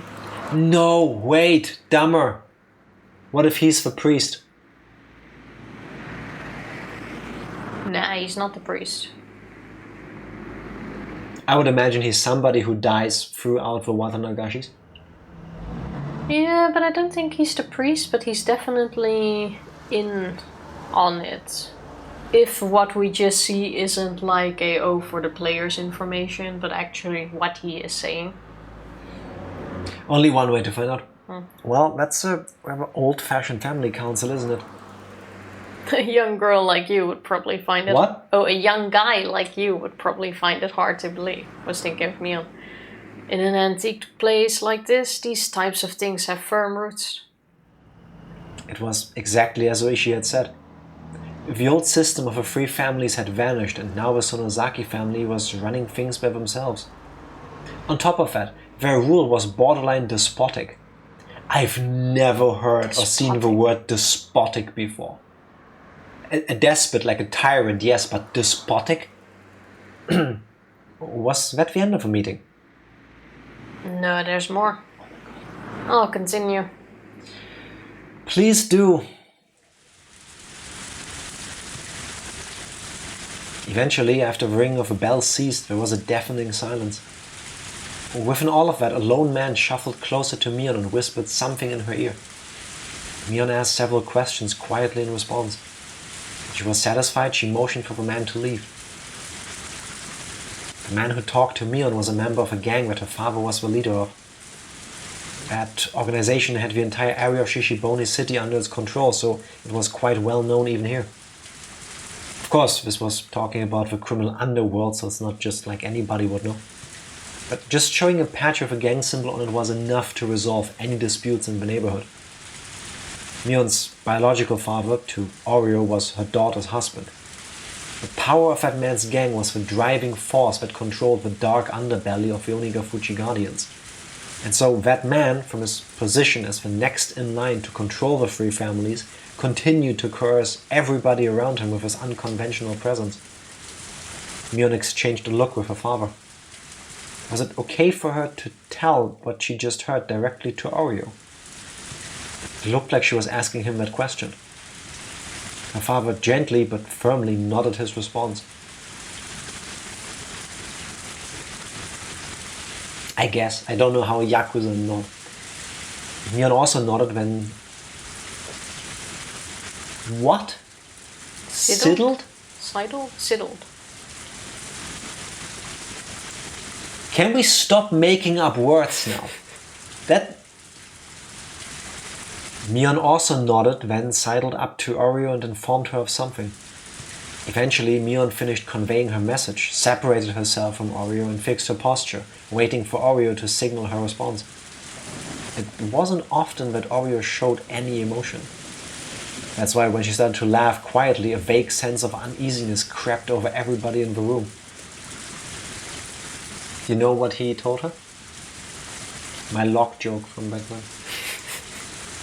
Oreo liked it. No wonder everyone felt uneasy. Wow. That's quite a conundrum, isn't it?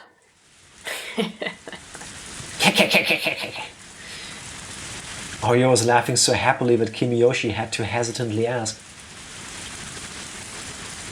What is it, Oreo-san? If this land is like a mother to us, then this business with the dam is like somebody threatening our mother's life, isn't it?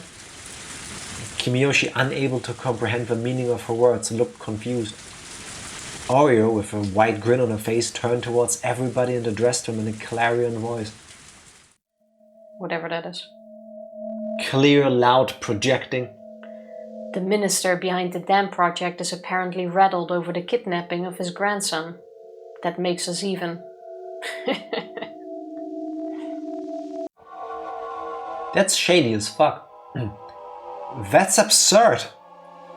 Information on the kidnapping of Minister Inukai's grandson shouldn't have leaked from anywhere. How did they know? Even we didn't know much about the kidnapping incident. Exactly how did an antiquated household so far away from Tokyo come to know of it? Because they did it, Akasaka. It was a tranquil place, but I couldn't help but have an uneasy feeling about Hinamizawa village. At some point, I had mentally filed this place away as unrelated to the incident at hand. That mental paperwork had just blown away in the wind. How did the Onigafuchi Guardians know about that? Sato-san, unable to come up with an answer, fell into silence. I'm sorry. Please continue. Sure.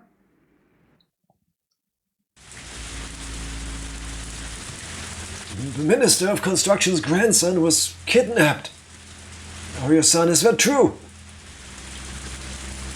That major of an incident was nowhere to be seen in the newspapers or on TV.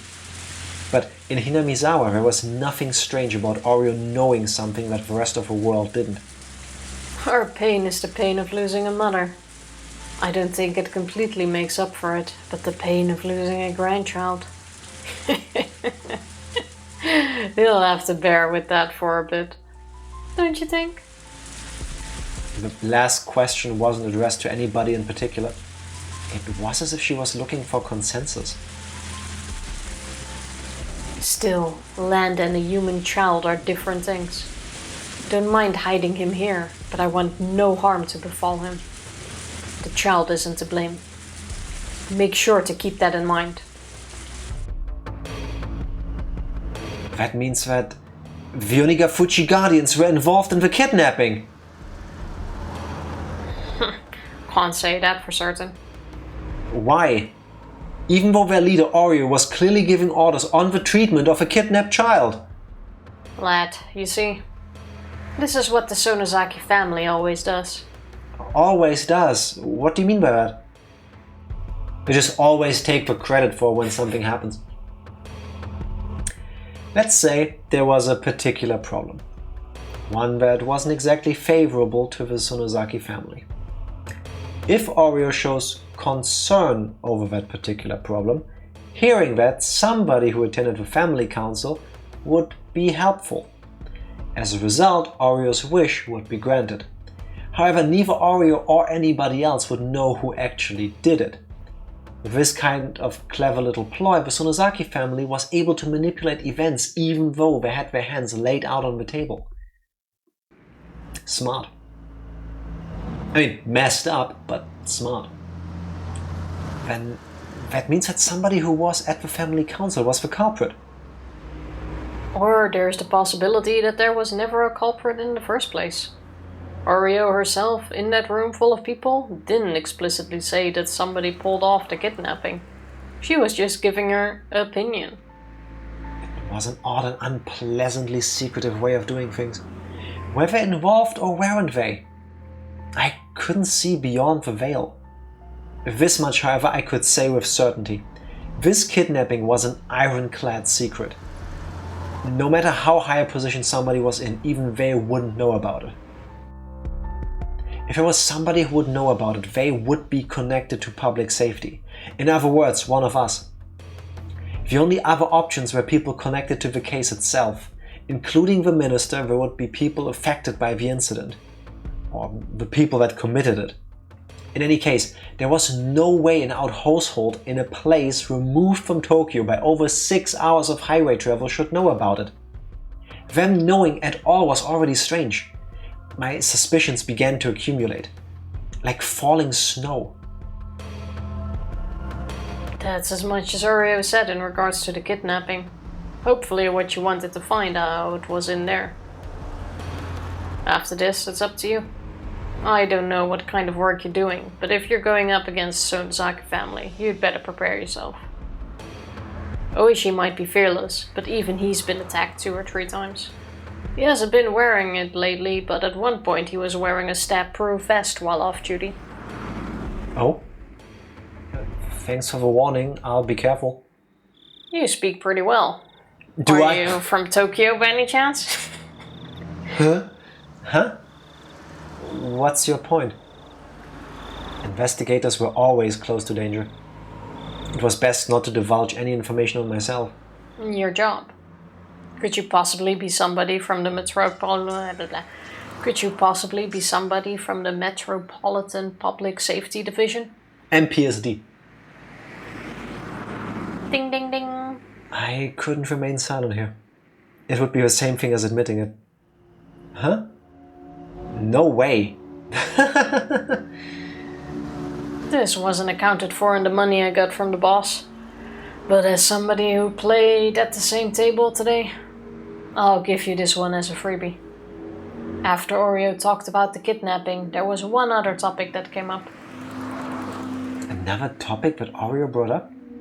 And right before he told me this, Sato-san asked if I was from the Metropolitan Public Safety Division. In other words, what those 2 things meant caused a chill to run up my spine. So you see, that in order to investigate the kidnapping of a minister's grandson, there's word that there will be an investigator from public safety dispatched all the way from Tokyo. Ah. So that's why they knew he's from Tokyo, because they just... But how do they know? They put 1 and 1 together. The stranger coming out of season. How did they know specifically from that department? Because I'm guessing all of these cases would land there. Sus. You know, with certain things you just know who will pick it up. Fair enough, I guess.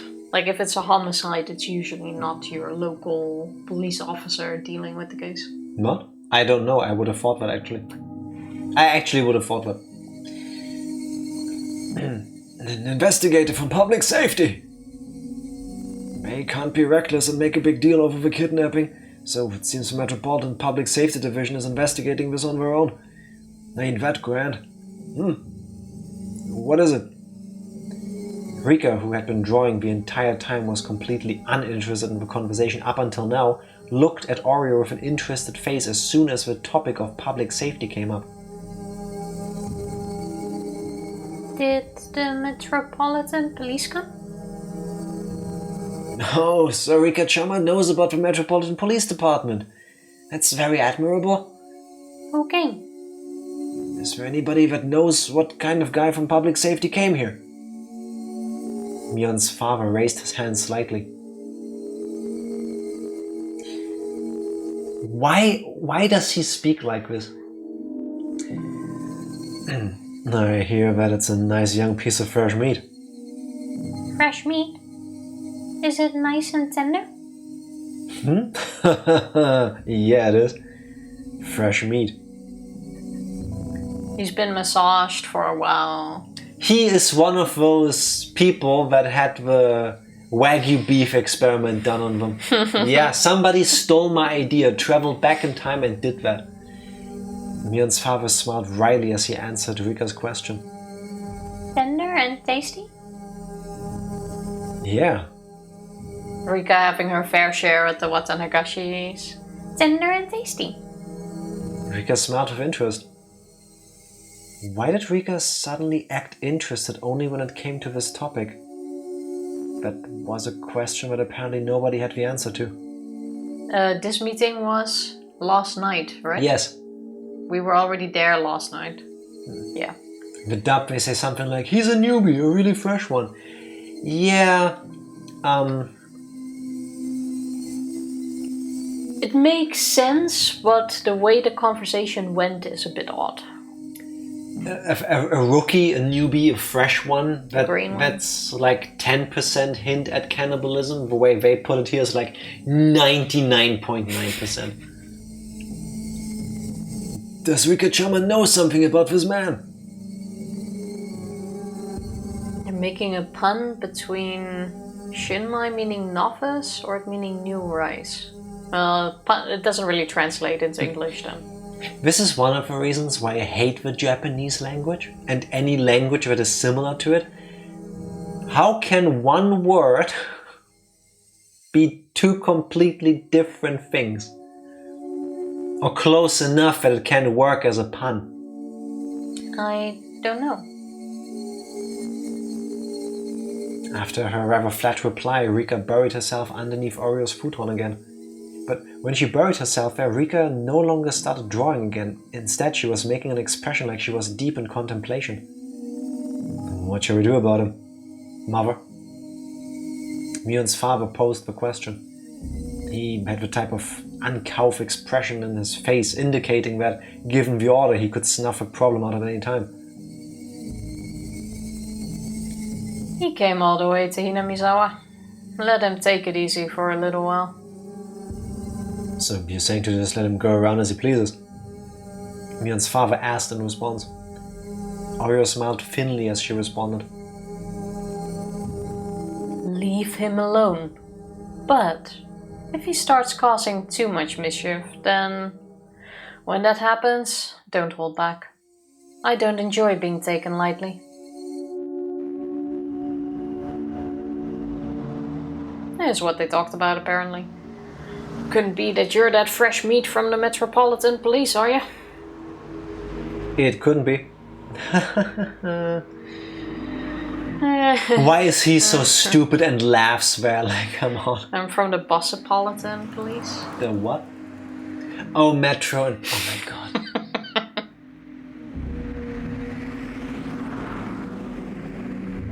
It's No, another division.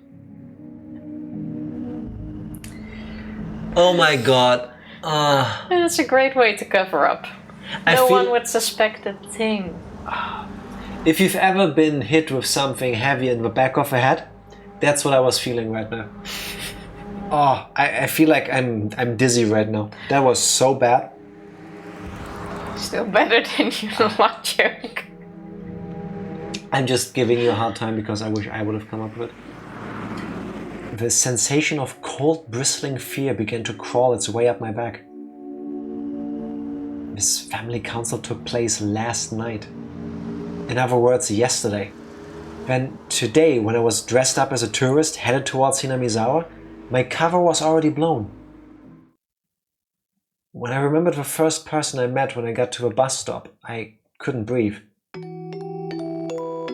The person at the family council who expressed interest in the man being dispatched from the Metropolitan... Now I can't read Metropolitan Police anymore. But this means it was on purpose. She was waiting there for him. The person at the family council who expressed interest in the man being dispatched from the Metropolitan Police, Rika Furude. And then, the person who was waiting for me the whole time in the bus shelter, Rika Furude. It was an unthinkable image. No, it was a delusion. When we met at that bus shelter, did Rika-chan already know my true identity? Did she know that I was Akasaka, dispatched from Metropolitan Police Department and come to meet me? Then, including Mayor Kimiyoshi, every villager that I met, everybody knew but just pretended not to. Because Oreo had given instructions not to interfere. Thinking about it logically, it didn't seem possible. I met quite a number of people. If there's people that are good at acting, then there's people who are bad at hiding things, like Akasaka. If there was that many people, then there should have been somebody among them who knew I was from public safety and couldn't hide their hostility. However, I didn't feel any presence like that. But then, even still... Except the entire bus full of people. I didn't feel any pressure to die. Nobody slipped up. Go back to Tokyo before something happens to you or your wife. Yeah, nothing happened. Nobody. No. Not a hint. Why did Oreo tell them to leave me alone? Was it because if they were careless about it, it would only raise more suspicion? Or was it because they believed a rookie like me wouldn't be able to find anything? Akasaka is a coward. I recalled that strange voice which could only make me believe that Rika-chan had been possessed. That unknown identity, no matter how you looked at it, knew my true identity from the get-go. And then, how did it warn me again? That's right. It warned me to hurry up and go back to Tokyo. Instead of a realistic worry that the Onigafuchi Guardians had discovered my identity, the absurd worry brought on by the unknown girl stuck with me more. What exactly was that girl? What was the thing I would eventually regret? Not leaving. That mysterious girl, Rika Furude. Let's stop this. Everything I was thinking of right now was merely conjecture. Tomorrow, first thing in the morning, I'll report everything I heard right now to HQ and await further orders. There was no mistaking that the possibility the Onigafuchi Guardians were related to this case was there. And that the fact that my cover was blown meant I was in a precarious situation. But as everybody at HQ was already extremely busy, they might not be able to spare the support. Is that everything? If you want, I can drop you off wherever you like. Sorry. In that case, the station where we originally met, please. A rural road where even a streetlight was rare. I couldn't see anything. I wasn't aware of anything but the asphalt that was lit up by the headlights. Outside of that light was it simply darkness? Or was there something lurking there waiting to strike? I had to think I drew the short straw here. I wanted to go back to Tokyo. But for some reason the voice of a girl warning me to go back to Tokyo still lingered in my head. Yeah, that would mess with me too. I'd probably go back to the hotel and poop myself. Not necessarily in that order. Sounds about right, yeah. New tips unlocked. What's in the box? Oh my god. Hey, another blood-splattered one. Oh no. We're getting into a pattern. The investigation runs aground. Also a word that barely gets used.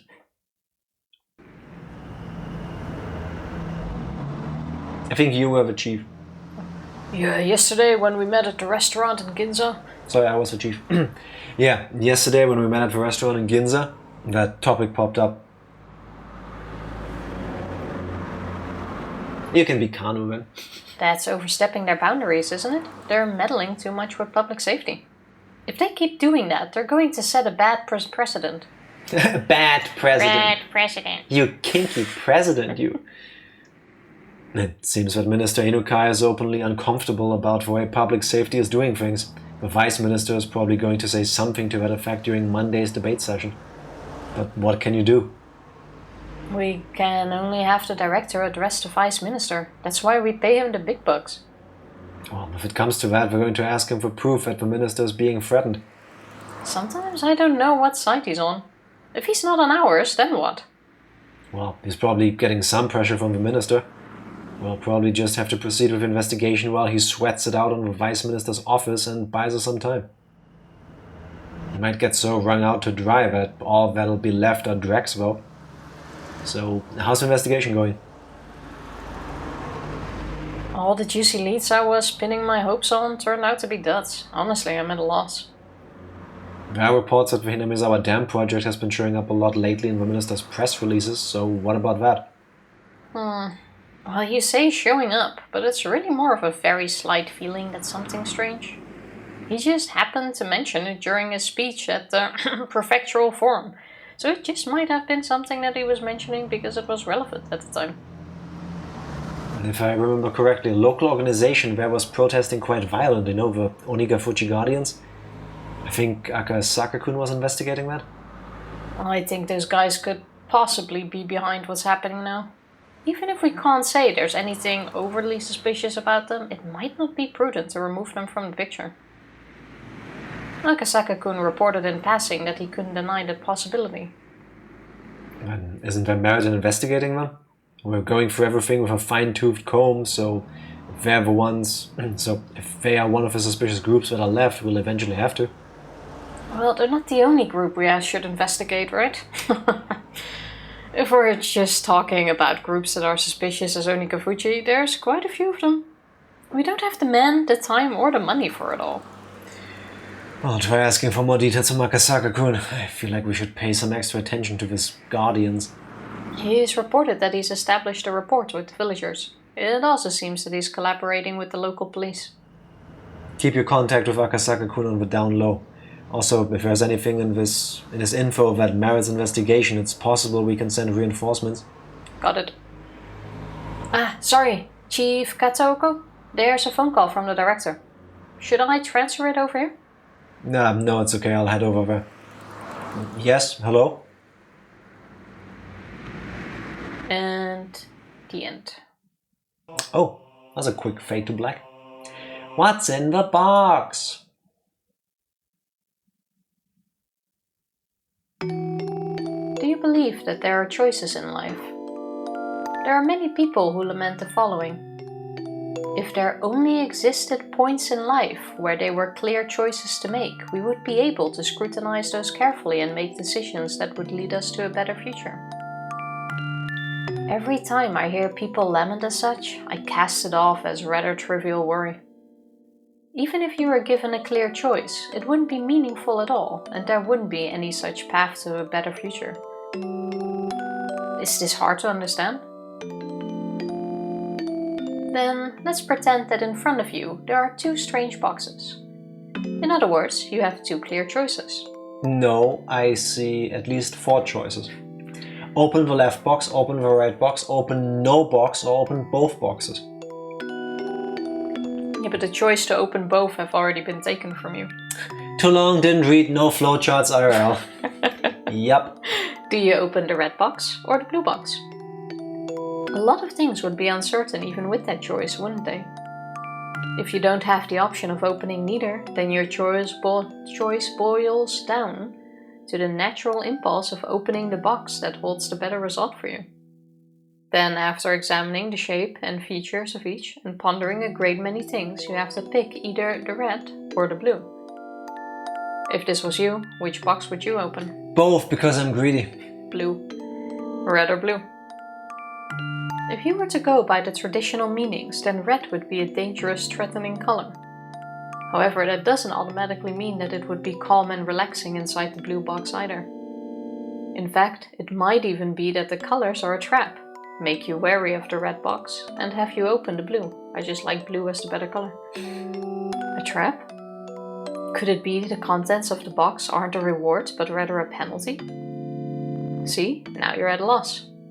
You're so conflicted over the choice between red and blue that you've started wishing there was an option to open neither and just leave. That's me. But there isn't.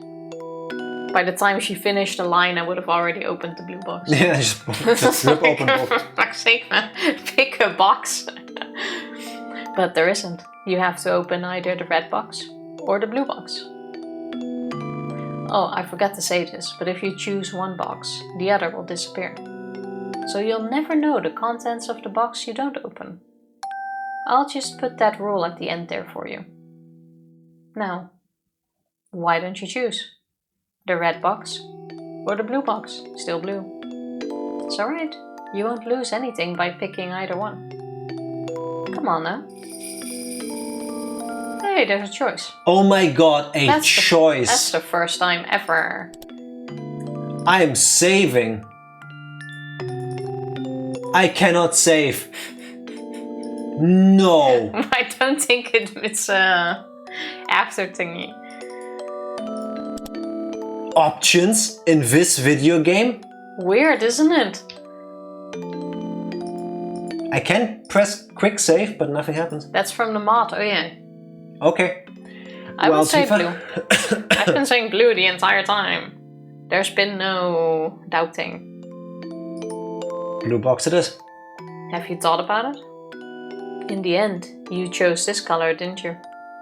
As soon as you choose, the other box disappeared. So you can give up on the contents of that one, okay? That's the rule. Now open up the box you chose. Inside the box there was a stick of chewing gum. I know you're a little disappointed. Well, that's only natural. No matter how you look at it, it looks like you drew the bidet. No matter how you look at it, it looks like you drew the dot. The correct box might have had a bar of chocolate in it for all you know. No, in fact, something incredible like a pair of tickets to Hawaii might have been in there. But even if you wanted to verify that, the other box has already disappeared. There's no way you can check now. But if you think about it from an optimistic point of view, just maybe, the other box was empty, and this box was the winner. And being satisfied, or perhaps not, with such a cheap price, you pop it into your mouth and start chewing it happily. So what do you think in the end? If you were given a second chance, would you try to open the other box?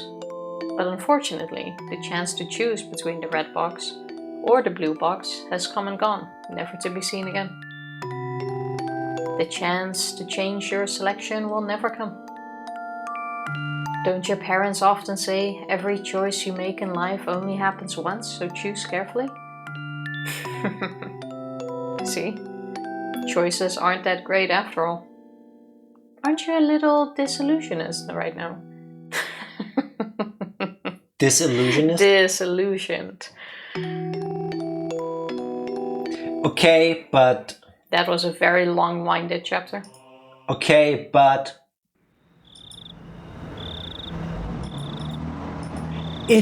I could click on quick save, but it didn't... Oh... Wait. So you're saying to, even if there is a choice to go back through all of them. Wait. What if we go into what's in the box again?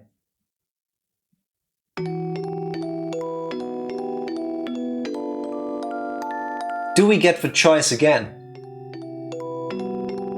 Well, the text is still the same. Blah, A blah. trap, you're conflicted, there is no choice. Now why don't you choose? Alright. You can. Red box. So what's in it? Alright. Skip, skip, skip. Inside the box was a piece of caramel. Well, red was definitely the better box. This is different texture. Right now you're thinking, that's it? No, it's not. That's right. The contents of the red box and the blue box were a piece of caramel and a stick of chewing gum. Wait, does the game know that I first picked the other? Seems to be the case. You might have thought you made the wrong choice before, but now seeing them together like this, you can't really say that either choice was the wrong one. Well, I guess everybody has their personal preferences. If you prefer caramel to gum, for example, you're definitely thinking of choosing to open a box again based on that preference. The clear choices you wanted were basically this.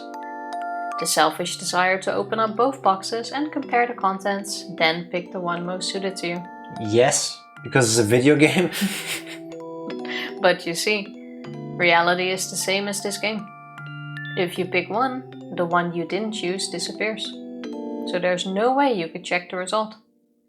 If at that time, if you had done this, or perhaps if you had done that, then it wouldn't be hard to imagine that you could be happier, or perhaps less happy than you are right now. In the end, you only have the pleasure of approving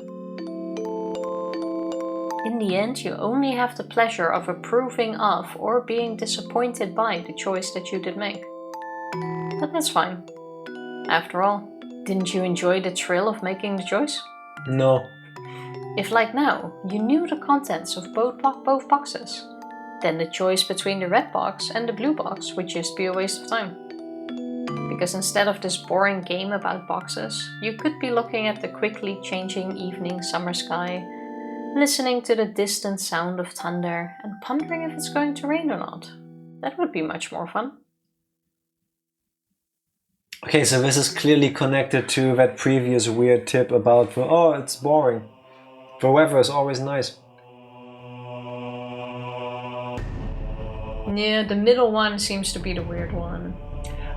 I hate it when the game knows that I reloaded or redo a part and I already picked the other choice.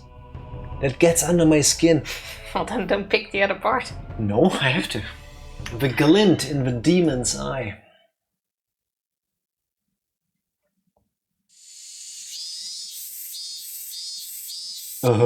Yes, so the wake will be from 6 p.m. tomorrow and the service will be the day after from noon until 1. The venue will be Okinomiya Ceremony Hall. I see. It's Deputy Mayor Ikeizawa's grandson's funeral we're talking about. We have to pay our respects. Mion, I'll have you go in my stead. Okay, got it. Should I wear mourning clothes? How much should I bring for the funeral offering? You can go in your school uniform. Make sure you button it up properly. For the money, 100,000 yen. They've done a lot for us.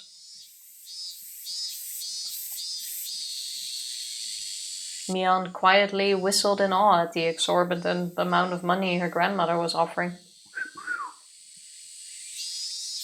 Ikeizawa-san's been a prudent person ever since his days as head of the Okonomiya municipal office. Even if those government types paid me a visit, they'd always stay outside. But whenever I offered doing the U. Yeah. But whenever I offer Ikeizawa somehow doesn't roll off the tongue. Ikeizawa-san. But whenever I offered Ikeizawa-san a cup of tea, he'd come inside and carefully listen to what I had to say. He always lent a proper ear to what people had to say. Others should learn from a person like him.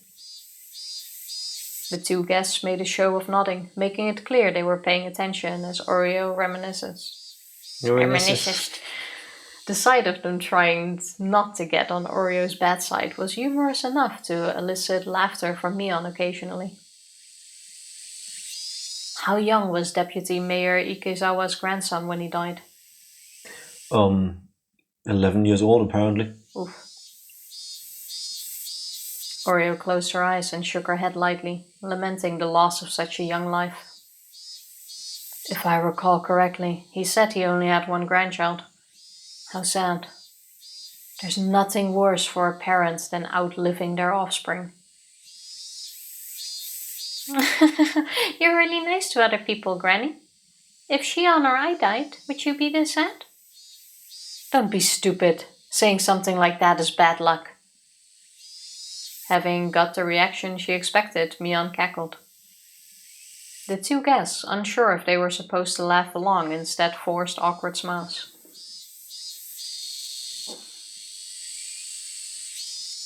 We'll take our leave for today then. We'll be by tomorrow evening at 5 to pick you up. And until then, please excuse us. After bowing their heads repeatedly, the guests left by the front door. Mion saw them off, waving her little hand goodbye. This implies that Mion has a little hand and a big hand. For fuck's sake. Why? I didn't write this. I'm just pointing it out. Yeah, no, you're right. Can definitely be seen as such. It's not my fault, Psycho. They're gone. Must be rough for them to pay you a courtesy visit, Granny. It would have been fine if they just broke the news over the phone. No, the hands are just far away. Yes, look, do you see the difference between... Let me measure again. Yeah, no, look, get the thing. This is important, this is science. So, measure my big hand. That's like... 13. Okay. And now measure my small hand. That's like you have to hold it here, otherwise this is not clear. Oh. See, this is this is way smaller. See, I have a big hand and a small hand. That's not how perspective works, that's just my body. If you never noticed that I always sit at an angle to the camera, so that this way, when I move forward, my small hand looks normal size to you? It's big hands Mion, no small hand Mion. And now, comparing sizes on stream. Yes, in the most wholesome way possible. Now somebody's gonna go through like 800 stream uploads to check, oh my god, does Jack actually have one big and one small hand? I need to make screenshots, I need to compare this. Somebody doing the math. They're gone. Must be rough for them to pay you a courtesy visit, Granny. It would never have been... Oh wait, I already did this. Yes, you did. That seemed completely canned. Yeah, because it was random as fuck. Well, it was true that Oreo Sonozaki was a central person for both her relatives and the residents of Hinamizawa village as a whole. As a voting bloc, they numbered in the several thousands. It wasn't hard to imagine the mayor would try to ponderate her. Unlike Mion, however, Oreo was looking up longingly at the sky from the veranda. What's the matter? Are you going senile? I just thought that no matter whose grandchild it was, I'd feel sorry for them. Saying that, she let out a deep sigh. Mion was let down as normally her grandmother would have scolded her for her attitude. Mion, you know, that minister's grandson?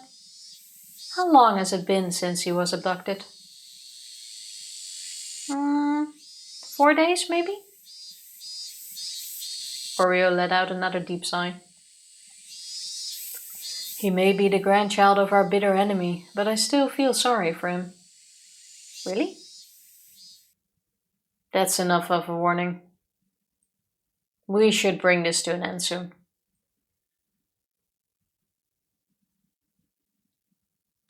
The playful expression drained from Mion's face, leaving behind a stern one. And then, as if to ascertain Oreo's will, looked into her eyes.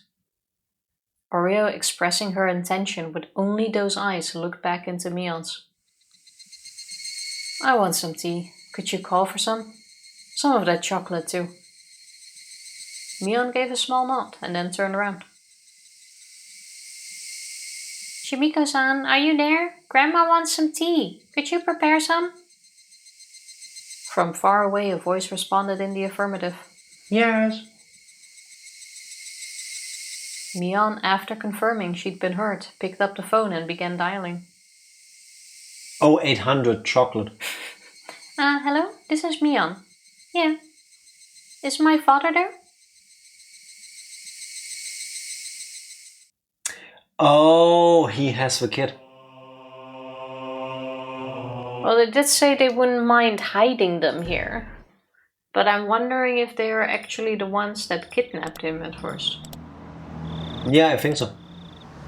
I do think so. I'm starting to doubt it. No. And that they've just been involved after. No. I think it's... I could be completely wrong about this, but I remember many years ago, back when it was a hot topic, reading about Al-Qaeda. You know, the terrorist organization? And how they operate. Being like a network. So if there's a command coming from way up high, it gets all the way down. But technically, every group within that like bigger group of people operates independently. So Oreo makes a wish that we need something to stop the dam. Yeah, and then one of the others do it. The heads of a family transport the wish to their people. And then suddenly one of them goes, I know what I can do, I can kidnap the kid. So they do that. So Oreo didn't order it, Mion's father didn't order it, yeah. But yet it still happened, done by people attached to them. Yeah, fair enough. So, they did explain that's how they do it. Yes. They all have plausible deniability. I never said to kidnap a child. I only wished that the damn project would be stopped. That's it. And unfortunately, it happened that way. You know. Fair. I'm out of tea, and I'm getting cold. I think you left the window open. I don't think so. I do think so. Not different than IR politics. At least it feels like it. Very short stream then, or very short break then. BRB. I need to go pee really quickly and get something to drink even faster. I'm sorry, I'm being rushed. BRB. We are back. We are. With a new chapter. A new episode. We skipped the rest of chapter 4. This is now a Higurashi speedrun. Do you think there is an actual Higurashi speedrun? I doubt it. Why would you speedrun a visual novel? Just to use the skip button. Because some people want a speedrun world record at all costs and wouldn't shy away from speedrunning a game that is a bit non-traditional. The only sort of visual novel where I think that makes sense might be something like Danganronpa. Yeah. Where there's still some sort of gameplay. Or Zero Escape games. Yeah. Imagine doing the guy confirming the run. Yeah. I mean, listen, it's a video game, so you could technically, but I mean, really all you're gonna be doing is you sit there and you press enter a lot. Right? Or you click. You literally have a skip button. It all takes a skipping when there could only be one record for it. Well, it depends on how fast you skip. Someone might have the faster reflex. In a way, it does become a skill-based thing then in the end, because the amount of inputs you can do. You know, like how fast can you actually skip text messages? But it completely defeats the purpose of the nature of this kind of game. So now visual novels aren't games. Yeah, I kind of agree with that. Yeah. Especially with Higurashi. Not these pure ones, at least. Like Danganronpa, I want to say game, yes. Puzzle game, or there is gameplay and there's visual novel bits, yes. Yeah, but like Higurashi, not one bit. Me. I had a restless night's sleep. I had nothing but turn over repeatedly during a night that seemed like it lasted for eternity. Even then I eventually fell asleep at some point, not realizing how high in the sky the sun had risen. I shook off the urge to go back to sleep. It was then I noticed that the phone was ringing. The time was almost 10:30 in the morning. It was clearly too late for a wake-up call. Nakasaka-san. Good morning, it's Ooishi. Why is my timing always like this? Waking up to the sound of Ooishi's voice. Waking up to the sound of Ooishi's voice was a little too much of a shock. My delicate ears were ringing. Where's my voice going, by the way? I ate some leftover noodles during the break. I feel like they coated my esophagus. It was cheesy noodles. So right now what you're hearing is my voice on melted Gouda. Don't know if you enjoy it, but... So Higurashi is called more of a sound novel? Yeah, I think that's what it's labeled as. Makes sense. I heard the term kinetic visual novel for stuff like Higurashi, the pure ones. What about it is kinetic? Isn't kinetic like movement? Because there's... I mean, occasionally I move a mouse, but no idea. I've heard it before too, but like, I don't know. I'll need to Google that term. A sound novel also only makes sense if it's voiced, which I know this game is, but... Yeah, not the way we're playing. My delicate ears were ringing. But thanks to that shock, I was suddenly wide awake. Hello? Good morning? Could it be you just woke up? Even though you're on assignment, it's still not good to be asleep during regular business hours. You're absolutely right. I'll be more careful in the future. This is the second time this has happened. No. Yes, last time he also overslept. No, he fell asleep before. Okay, last time he was also woken up by a phone call. That yes. And he did kind of oversleep because he missed his report. That's why they called. I have another tidbit that might wake you up even more. Something interesting mixed in with a lost and found at the Hinamizawa police box. Lost and found? Let's leave the details for when you get there. You think you'll be able to make it before noon? No, I'll be there right away. Oishi already knew what my mission was. Since Oishi said it was something that would wake me up, it was hard to believe that it would be irrelevant to me. Honestly speaking, judging by the information from Sato-san yesterday, knowing that my cover was already blown, I couldn't wander to and from Hinamizawa carelessly. In other words, my investigation was at an impasse. If there was some information there that could put me back on the trail, that would be nothing less than a stroke of good fortune. After vigorously washing my face, I pulled on my jacket and hailed a taxi, heading towards the Okonomiya police station. Also a great way to let nobody know you're working with the police. To get a taxi from your hotel directly to the police. Is it just me or is that dumb? You can trust the taxi driver. Yeah, So these three families are in control of the whole area and they're involved in all of this horrible shit. Well, he's a rookie, yeah, it's showing. And he has to move around either way. In moments like this, it's definitely showing. Oh, you're here. A genius mahjong player has arrived. My apologies for being late. So, exactly what popped up? With absolutely no intention of reminiscing about last night's mahjong game, I pressed him to get to the point. Ooishi, anticipating that I would act that way, cut to the chase without any resistance. Like I said earlier, something arrived from the Hinamizawa police boxes lost and found this morning. Lost items that were turned over to the police box were sent to Okonomiya station after the paperwork was filled out. Where she pulled out a plastic bag from a drawer and laid its labeled contents on the desk. Is that a wallet? Indeed. There was small change inside, but no bills. We thought that a pickpocket threw it away after pulling out the contents. At first. I didn't understand how this wallet, so far removed from Tokyo, could possibly be related to the kidnapping. If it had drawn Oishi's attention, it would have to be something dramatic, like if the wallet belonged to the missing grandchild. That would be absurd. Something that convenient would happen. If that was it, then there were probably initials written on the wallet, like the initials of Toshiki Inukai, the minister's grandson, T.I. Thinking like that at this point, I didn't suppose that this wallet was something that could get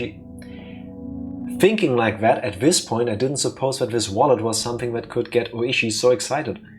Ooishi, after putting on a pair of disposable plastic gloves, handed me a pair of the same. I didn't feel that this wallet was such an important thing, so I had my doubts about whether there was any point in putting on gloves. However, I didn't want Ooishi's intentions to go to waste, so I put them on. Ooishi opened up the plastic bag and pulled it out, showing me the bag. As I had imagined, there were initials engraved there. But it was slightly more detailed than what I had thought, with Toshiki I marked on it. That must be on purpose. Yep, that seems like intentional. Ooishi grinned at me with a look on his face that said, "See? We can't confirm that this belongs to the minister's grandson," I informed him calmly. This wallet was irrelevant. It was nothing more than Ooishi's over-eagerness. How are you sitting, my dear? No. When I move, you don't move. A bit more to the left. Thank you. First of all, there was absolutely no way in this distant locale that the missing grandson's wallet would be found with such convenient timing. After all, the Onigafuchi Guardians wasn't related to the case in the first place. Where does he suddenly come with all of this from? Why is he dismissing everything immediately? And how can he say they have nothing to do with it in the first place, when obviously they know about the thing? Like, they are connected somehow. Even if they might not have done it, they have information that they should not have. Everything Tifa is saying. Like, what? I understand that what we see in the tips isn't necessarily what our character knows, but this entire conversation that Sato relayed to us? Come on, they know. So there was no way this wallet belonged to the grandson. Why I wanted to decide that was the case, even I didn't really know. Even though what should have been a top secret case was leaked before it had even been dispatched. There's a thing with saying a wish and someone fulfilling it and nobody knowing that. That as well.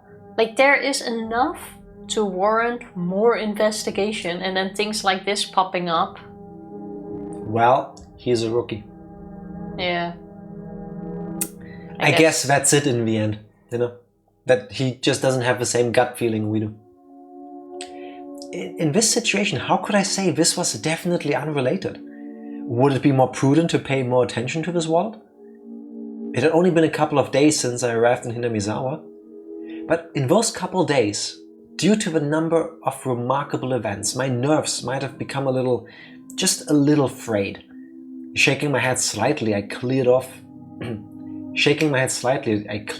unnecessary thoughts. You know what I find even weirder? That he didn't report in yesterday after the information he gained. Plus knowing his cover is blown. We just don't know that. He probably did that off screen. No, they would not do something like this off screen. Yes, they would. I doubt it. Yes, they would. It's too important to do off screen. He just didn't do it. Again, he's a rookie. He slept through it once again. She opened the wallet zipper, revealing the contents. Inside was small change and a number of crumpled receipts. I don't think as a child I ever kept receipts. Did you? No, but it's common for children in Japan to do... their own taxes. No, to go like shopping for their parents at from a young age too. Okay, fair enough. Of course, when my parents sent me shopping. Yeah. It's not weird. Yeah, true, I guess. Yeah, fair. Never really happened to me, so. Ooishi from that jumble pulled out a folded card. Seeing that, my heart stopped for a moment. It was a card from a dental examination. The name Toshiki Inukai and the age. A perfect match. The dentist's location was in Tokyo. There was no need to explain any further. How far was it from Tokyo to Hinamizawa? It was far enough that taking the bullet trains and cars would still take several hours. He even said earlier that it's a 6-hour distance. Yes, by car. That's how long he drove. Then why is he asking him again? Or himself again? Because he's a rookie. Why would a wallet with a dental examination card from Tokyo inside show up in Hinamizawa? Could it belong to a tourist who came from Tokyo? Now he's pretending to be stupid, right? Like, or maybe a villager on vacation to Tokyo just happened to pay a visit to the dentist?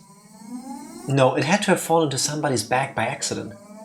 In my mind, I desperately struggled to find a possible excuse as to why this wallet didn't belong to Toshiki Inukai. On copium, yes. That's why my voice is getting raspy too. It was as if it just wouldn't do for this wallet to belong to him.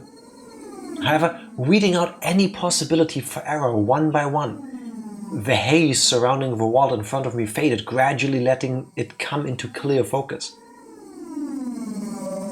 See? I felt a shiver of electricity run up my spine. My pulse quickened and a thin film of sweat began to coat my entire body. I hate that feeling. It happens rarely to me, but when you feel sweat literally everywhere on your body, it's the worst. From Ushi's point of view, I was probably slack-jawed and spaced out with a slovenly look on my face. Did you get information from the dental office? That's your job, That's your job, Akasaka-san. That's your job, son. I didn't go that far. When did this wallet show up? The person who picked it up was a villager. They did so yesterday, it seems. Not that, I mean, when was this wallet dropped?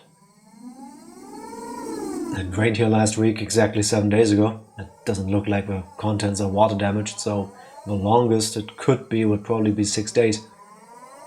Does anybody else at the station have knowledge of the existence of his wallet? The officer who first encountered it at the Hinamizawa police box, and also the 2 or 3 people in charge of the lost and found. Other than that, it's just me and you. If it's involved in a classified case, it'd be bad to talk about, wouldn't it? I don't intend to wag my tongue. May I borrow a phone? Go ahead. Dial 0 to get an outside line.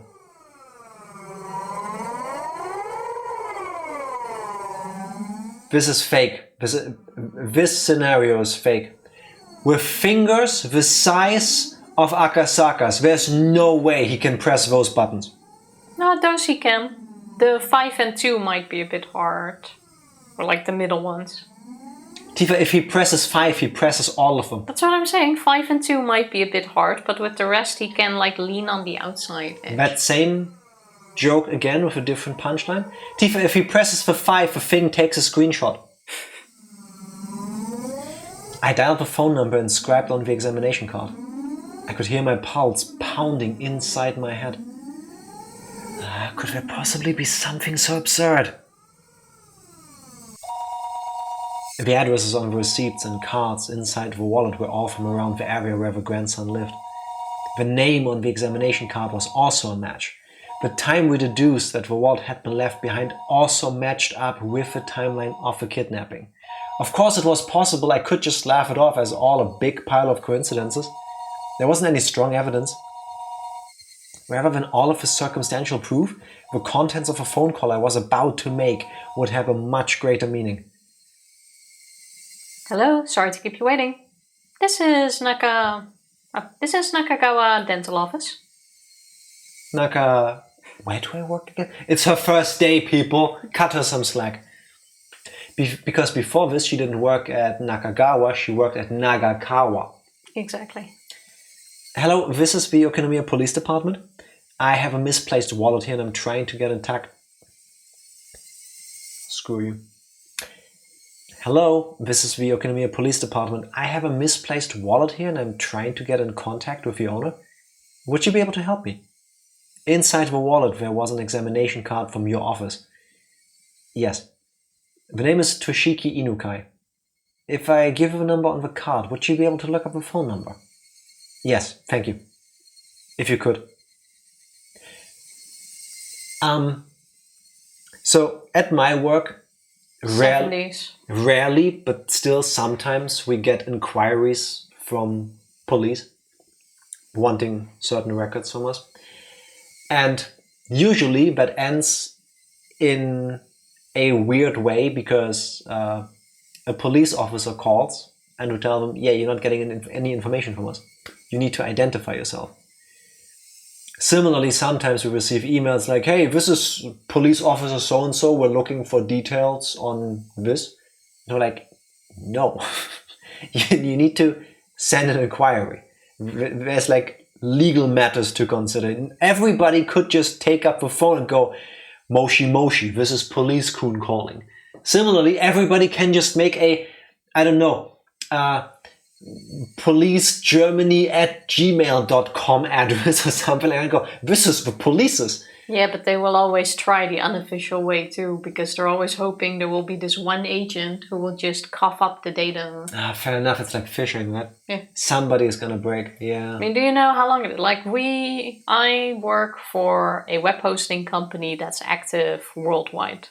We often get the police calling from other countries, like, hey, you have a Dutch pedophile here. We need his data. Give us the data. It's like, we can't. You have to go to the German police because we are a German company. Then the German police has to file an official inquiry for us, then we work with them to give them the data, and then you can get back to them to get the data again. That's the official way. So they will always try to first call and go like, hey, I need this and this information, in the hope that you will just give it to them to save them this entire huge circle. Yeah, similarly though, if you say yes and you give them the info, then they go, okay, now you just broke the law, so... I'm pretty certain they won't do that. But... Please wait for our report to come in. It worked when Keiichi did it. Yeah, exactly. Hello, Teppei-san, this is the police. In the 70s, by the way, that we didn't have the data protection, so it didn't matter. You just call, hey, can I... And besides, you could find most of it in the yellow pages. Yeah, true. It is so weird sometimes. Like, especially with something seemingly as stupid as data protection laws that we have over here in Europe. Like, when you have to deal with that stuff, it's like, oh my god, it's so tedious. You need to jump through all of these hoops to get anything done. But on the other hand, I look at a situation like this. 10 years ago, this wasn't an issue. And I go, no way would somebody just go, yeah, of course, I'll tell you all of their personal data. There's a reason why we have these laws. So that this doesn't get abused by somebody. Still holding the receiver, I pull out a notebook from my breast pocket with my free hand. I open it up to the page with a grandson's address and phone number recorded on it. Yes, hello? Yes, go ahead. I compared the phone number written in my notebook to the one that was being read out on the other end of the line. During that process, I spun around to look behind me uneasily. I locked eyes with Ooishi. Why is there that bell sound again? It's to make you uneasy. Yeah, but listen, I'm a really dumb person. If you tell me this is the sound that plays when the Sonozaki bell rings, I'm thinking this is the Sonozaki bell ringing behind me. I think it's the same bell. I mean, obviously it's the same sound effect. But it only appears in moments where there's this sort of realization or uncomfortableness. I swear, if it turns out that Ooishi is in on all of this, I'm gonna blow a gasket. Like my head is gonna explode. How do you get to Ooishi being in on this all of a sudden? Because now the Sonozaki bell is ringing. Yeah, because he's feeling uneasy. Ooishi looked puzzled, wondering what the matter was. Why would I feel uneasy and look behind me? It was because the person on the end of the line was saying the exact number. Was reading out the numbers as though doing so straight from my notebook. It seemed that HQ was in quite an uproar thanks to my report. There's the report. It did happen off screen. No, it happened now. Whatever. No matter how many times the authenticity of the evidence I had linked to the grandson was called into question, I could only respond that it was the truth. When the lead investigator first picked up the phone, I was grilled about the evidence I'd found that was almost too good to be true, if I do say so myself. But after having doubt after doubt dispelled, he fell into silence. The receiver was finally handed over to the section chief. When he picked it up, the background from on the other end of the line disappeared and I knew that it had gone completely silent. After asking the same questions about the wall that had led the... After asking the same questions about the wall that the lead investigator did, the chief quietly spoke his next words. Got it. We'll dispatch several people as reinforcements. They should be able to make it there by the evening. Akasaka-kun, please continue with your investigation of the area. Get some information on the spot where the wall was found. Kano-san will select some people and head directly there. I love and hate this song.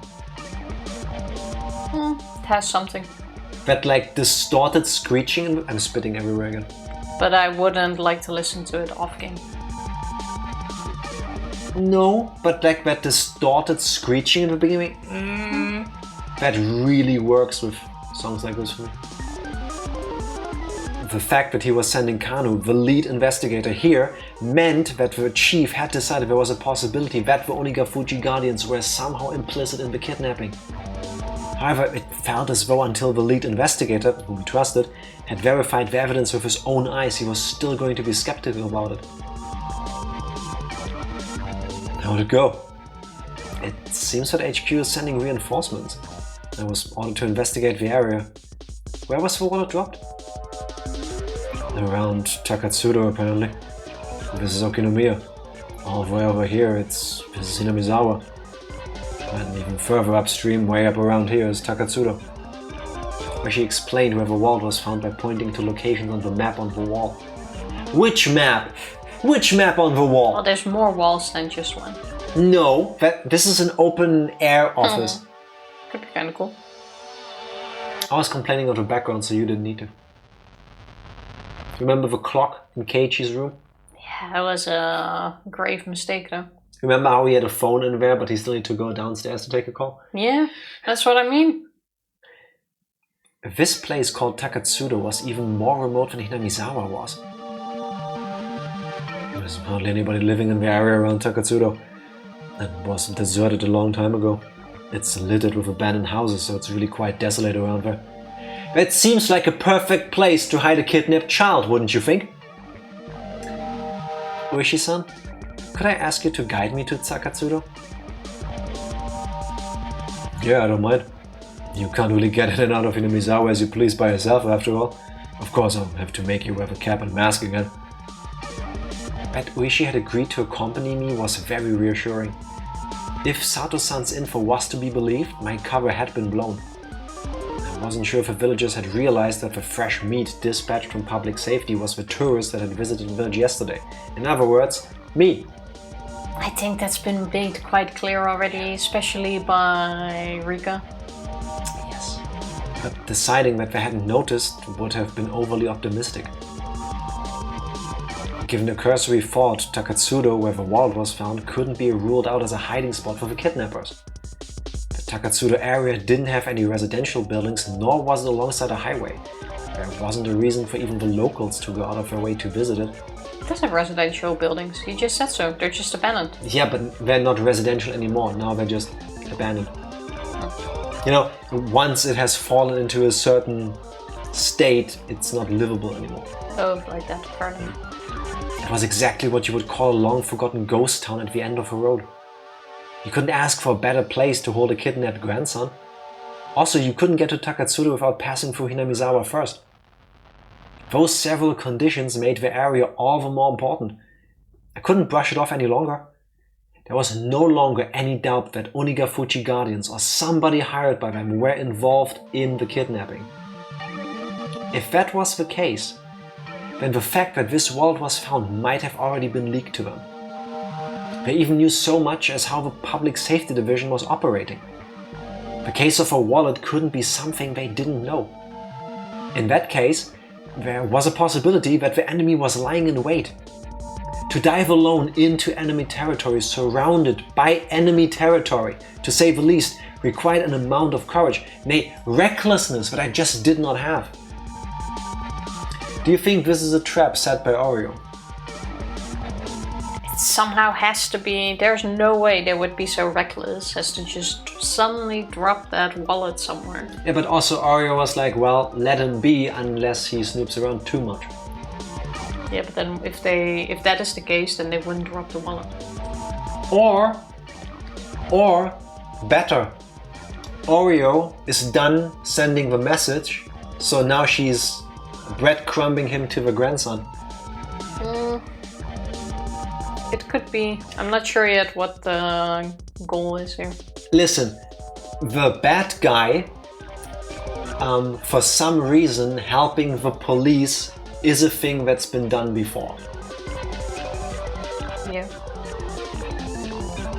Without your company, Ooishi-san, I wouldn't be able to step into a village so easily.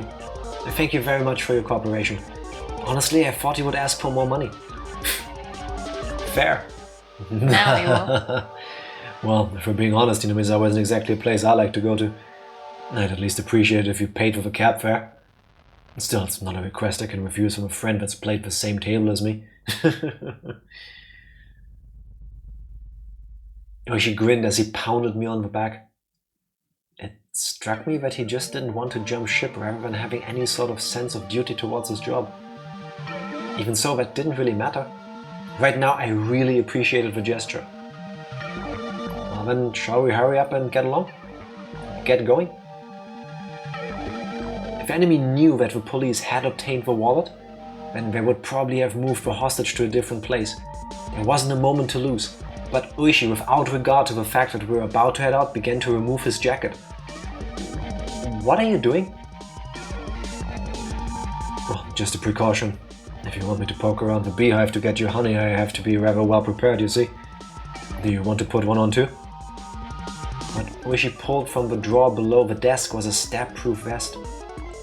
Makes sense. I think I would like one too. Maybe also a helmet.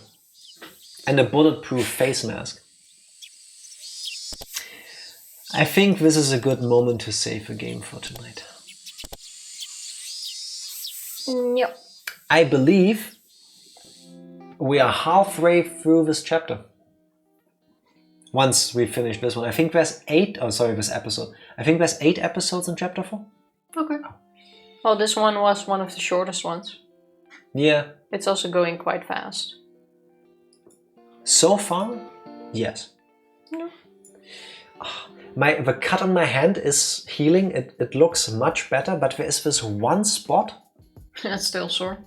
that is still super painful. I'm not going to show it to you because it doesn't look pretty yet. But it's good enough that I don't wear a band, and it's tiny. But I'm going to do the really stupid thing and touch every part of it because no, it's better. Maybe just hit it in a weird way. I know, it's like when you push hard on a bruise or a painful spot, suddenly it doesn't hurt as much anymore. I think that's an only you thing. No, that is actually the thing. Want me to blow on it? Do I show this on stream or no? Looks fine to me.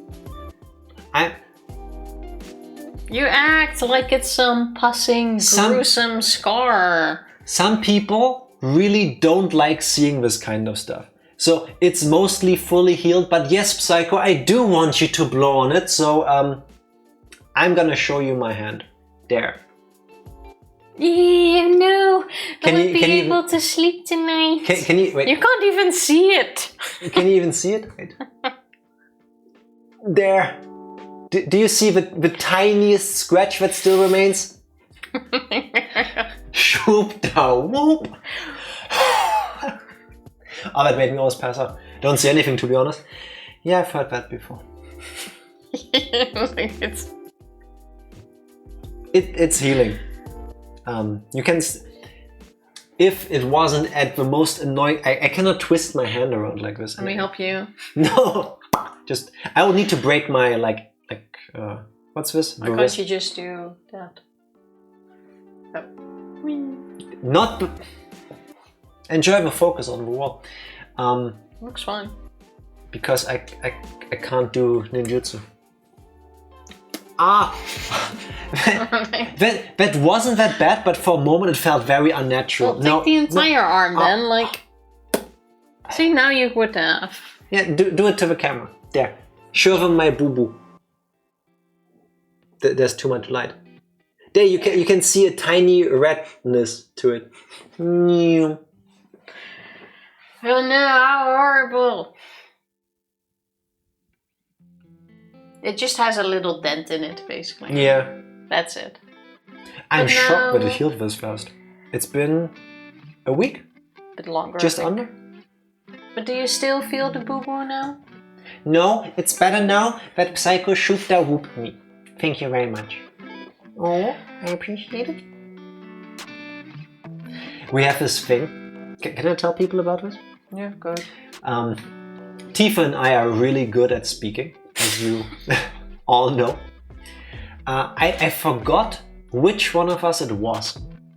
I don't know if it was me or you. You cut yourself on the new kitchen knives. Was it back when? Yeah. I cut my finger open. I actually still have a scar here. straight across the tip of my finger. And it hurt like fuck.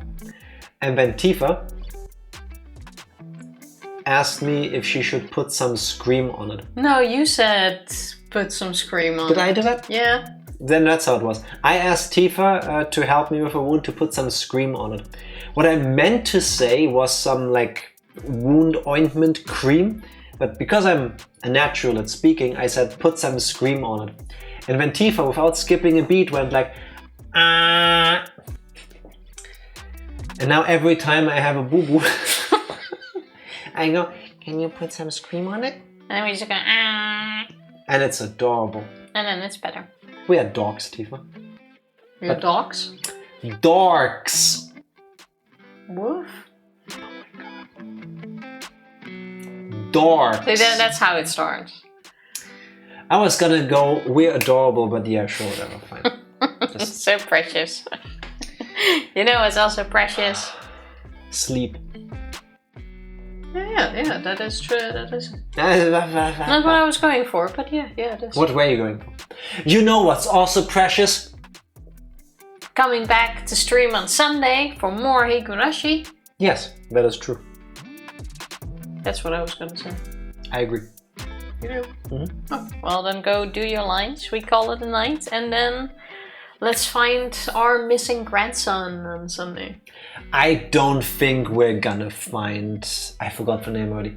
The kid. The kidnapped kid. If it's a kidnapped kid, do the two kids in kidnapped kid cancel out like a nap and it becomes napped? Good question. Inukai Toshiki, thank you very much. The napped. The kidnapped kid, yes. The IT. TI?